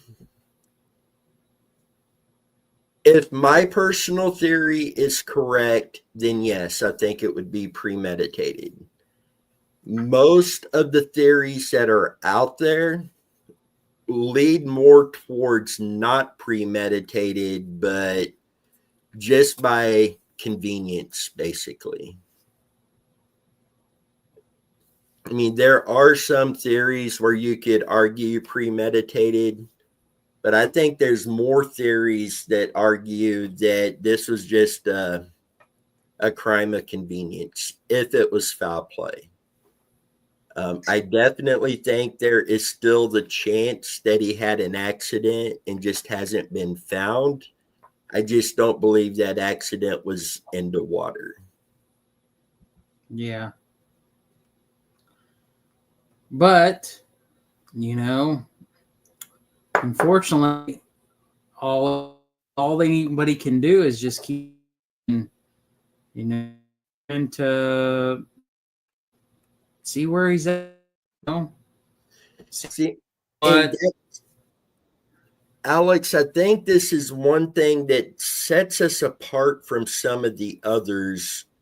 Some of the other teams, if they feel that, and just hypothetical, and I'm going to use the Randy Leach case as a situation, if they feel that Randy's not going to be in the water, they just aren't going to search the water anymore. They're going to focus elsewhere. For us, I agree. I don't think he's in the water, but that doesn't mean we're not going to look at it, because until we know for certain, nothing can be ruled out 100%. That's right. And until, and at this point, nobody has ever come forward saying, this is what happened. I was there. We get all this stuff over so many years, but there's nothing at this point that probably truly says anything one way, shape, form, or another. So, at this point, we just still keep looking at every conceivable realistic or factual lead as to what could put us in the right direction, you know. Hey, You know, supposedly Randy was at a pizza joint in Eudora or DeSoto. Have we ever looked into that? No. You know, because it was just a eyewitness sighting of supposedly, but where is that gonna go? I mean, where's it gonna take us? The only reason we know about that was because of a report that was on a police report that was noted and dictated and documented. That's it. So there's hundreds of those situations. So we are trying to look at stuff that is on the more level of being realistically, this is probably what happened over, okay, well, he was seen at Walmart supposedly 2 years later. Okay, well,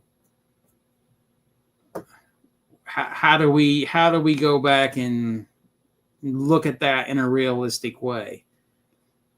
You know, so we try to really look at everything to what is going to give us the most promising, realistic or factual lead to get us somewhere to find him. And here we have a question that kind of goes back to what I was saying, explaining a bit ago.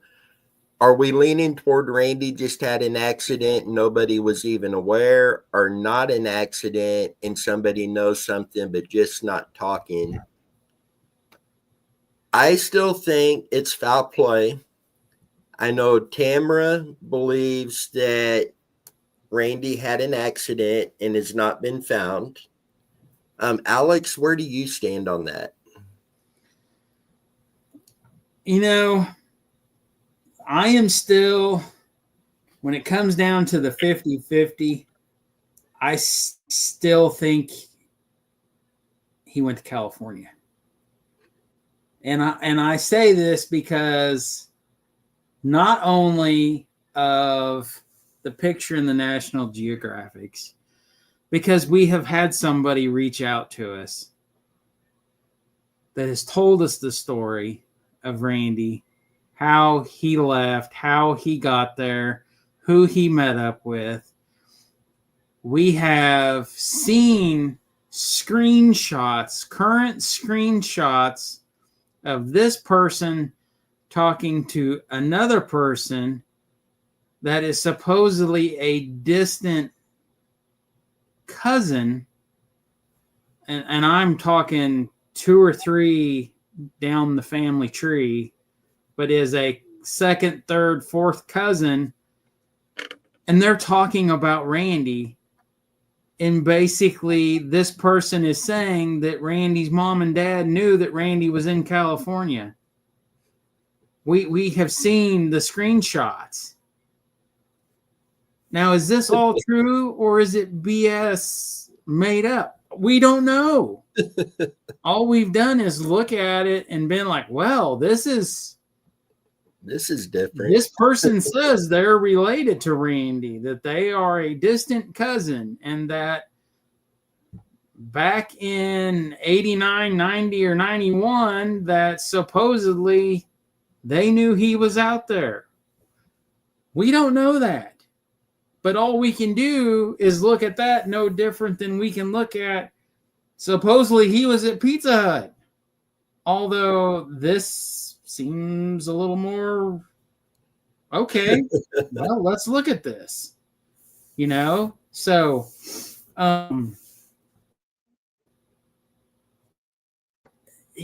I want to believe, and this is my reason where I go with my California, is we knew when Randy went missing, they did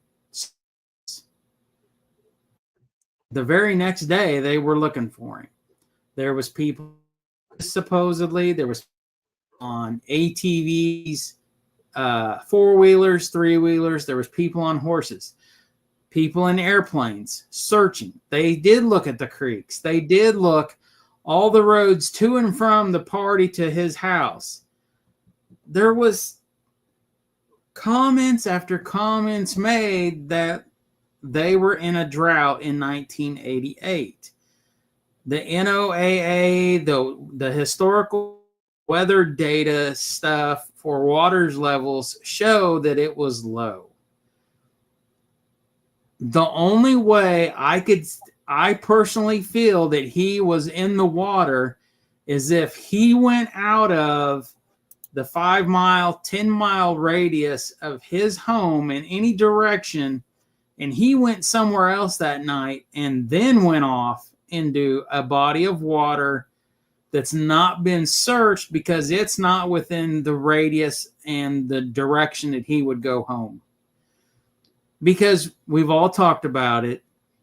Randy knew he had a curfew, and supposedly he was pretty good at being home at his curfew.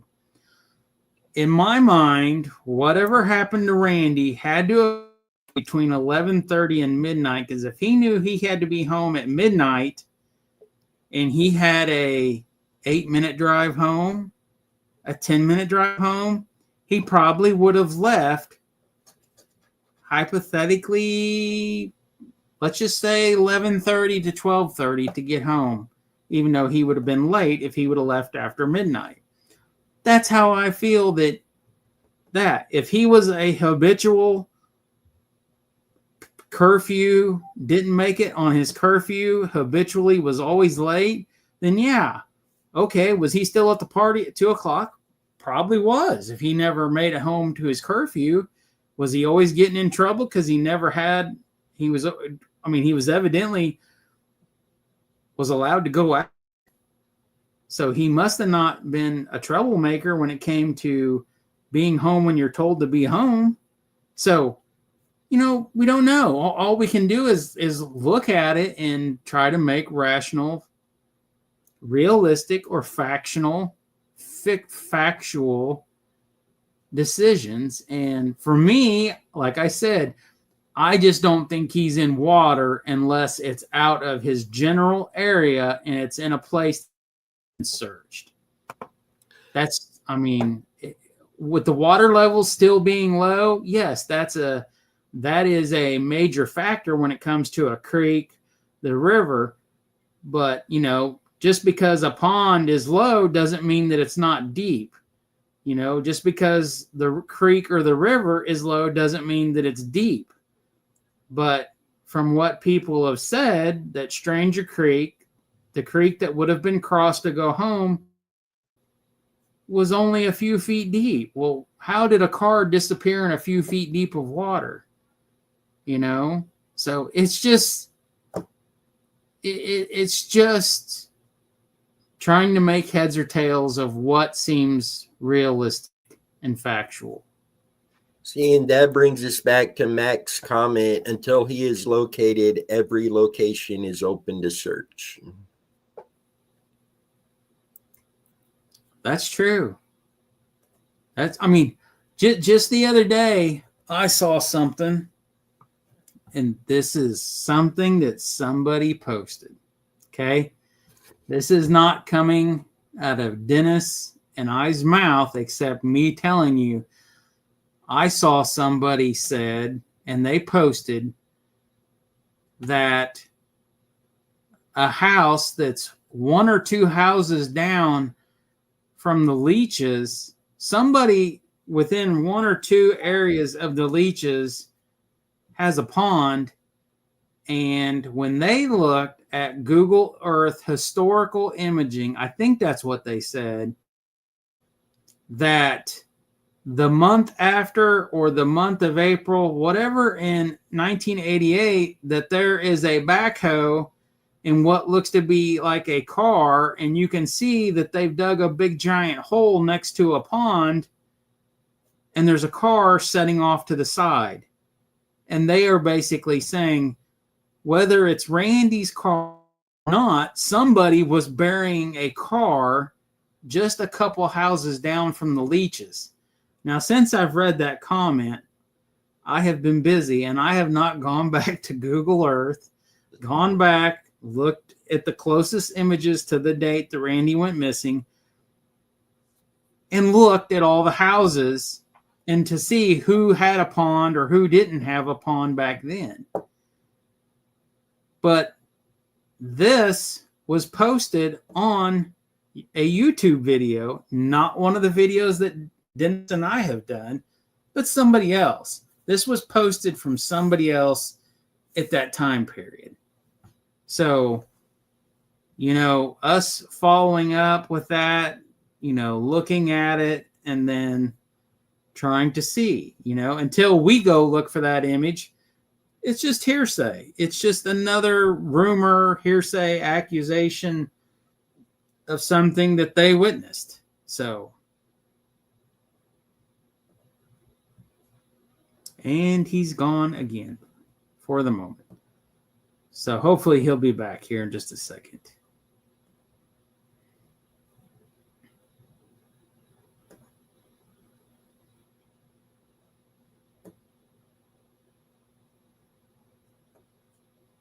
So, the comment here, that's crazy. He had his car in the shop, a brand new Moore, but sure he went off gallivanting to California.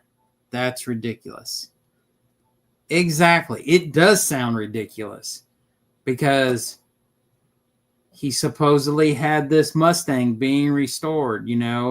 His mom and dad went to the John Deere dealer and bought a brand new, John Deere garden tractor lawnmower for him to mow grass, to make income over the summer because he wanted to mow grass. He had I don't know if he'd already started a lawn mowing business or he had one that had been going and was using older stuff.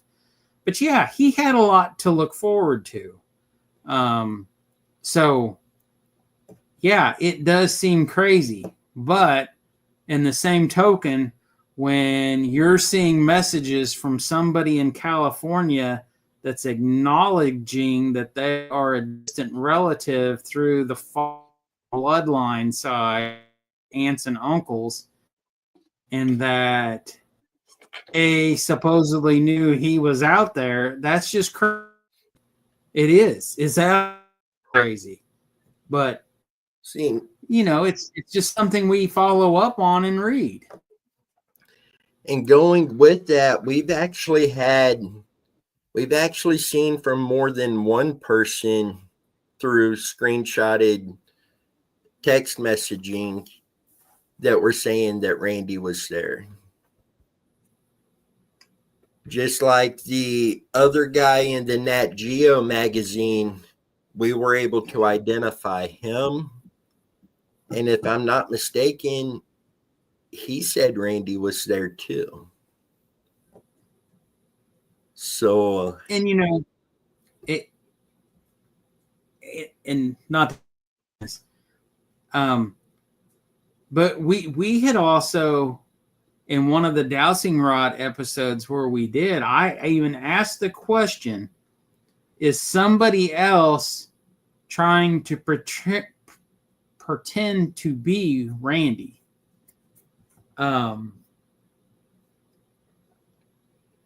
We don't know. We don't know for sure,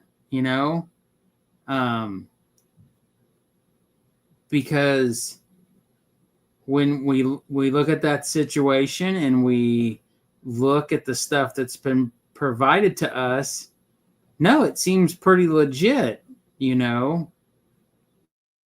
Realistically, Randy's parents said that was not him in that photograph. And by all means, we're not saying they do or they don't know. But let's be honest, we've all seen those pictures on Facebook where it shows the people who are getting their mug shot taken for the very first time. They look like the average person. And then you've seen where they've been addicted to drugs and alcohol and everything else. And then you see pictures that are four years later. 6 years later, and they look like a totally different person, even though they look similar. Their faces get fat, their faces get real skinny and sunk in. You know, people do change. You know, people do gain weight, people do lose weight, people do cut their hair different, people do things over time. You know, by all means, we're not saying 100% one way or another it is or is not him. We're just trying to look at the evidence that's been provided to us to make a realistic, factual, you know, is this something that we need to follow up on 100% and make the 100% devotion to looking into California? I have put digital billboards up in California for Randy. I have done it on the Hollywood Strip, you know, there in that general area where all the bars were, all that stuff was going on. I have spent countless dollars doing that type of stuff. Did anything ever become of it? Zero. Not one thing ever became of it. But when you have multiple people saying yes, yes, yes, it makes you wonder. Because in all reality, what is it going to benefit those people living out there? Because they're not linked to somebody back here that's trying to throw a curveball. I mean, I guarantee there's no premeditated curveball throwing going on in this game in California.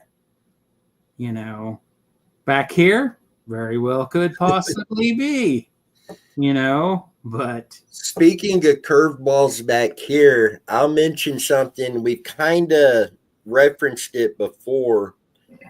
I had somebody reach out to me that claimed to be an eyewitness and knew exactly what happened to Randy. We followed this through every rabbit hole and was able to prove that this guy's story was physically impossible. The location given was nothing like what he explained. The time frames were off. Certain players in this was off. It's hard for somebody to be involved in a murder physically if they're sitting in jail somewhere at that time. And so we were able to, and it took a while to do it. In fact, Alberta, Betty, and Larry, we were able to contact them, let them know what was going on, get them in contact with the source. This is the one that we were eventually asked to hold off on moving forward because we had a search scheduled to go to that property. And we were asked to hold off on it because they had law enforcement involved and law enforcement was going to do it. This was the one that I did get frustrated on because through several weeks of hearing this, it turned out it was retired law enforcement officers that they were working with at the time and not actual current law enforcement who could physically do something. But Alex and I really dug into that whole story and was able to determine it was a lie from the get-go. And we put a lot of time, effort, money. I don't know how many times we drove to the area just driving by to get eyes on certain things. And the guy seemed 100% credible. Yeah, he was creditable. He was creditable of the location of him repeatedly telling us time and time and time and time and time again, this is where it happened. this is what was there on this thing. And by then, Dennis and I was already in the historical imaging sites, Google Earth imaging, and we are looking at this, and this was nothing more than basically a farm field. There was no structures there. There was not this there. When Randy went missing in 1988, it was a field. And he pointed on a map. This is where it was. This is the location. This is the road. This is where it's at. And it was, no, dude, you're lying to us. Why are you lying? No, this is where it is. No, it physically could not. So either you are not remembering where you were at or you're lying. No, this is where it happened. Okay, you're lying to us, because there was no buildings there in 1988. There was no buildings there in 1987. There was no buildings there in 1985. So on and so forth. So, because I believe it was 94 or 95 before there was finally any type of structure there. Yeah. There was some time when they built the first house property, and I guess in a way everything he said was legit. The players' names that were brought up in it, people were named, all these things were brought up. These people truly do exist. But the thing is the location was not exist. So either his past lifestyle clouded his memory on where he was truly at, or he was at somebody else's house and was really confused, which we ran that scenario. There was another location of interest that could pass very well for that location, but he insisted where it happened is where he told us it did. And there was just no way. No. The evidence was there. The historical imaging evidence is there that it did not happen. So we are going to try every way to disprove what someone tells us and find out the truth, whether, hey, this is what happened. We're going to look into it. We're going to look at images. We're going to search things, So, and of course, we always want what someone to be the truth. But it doesn't always work out that way. No. For sure.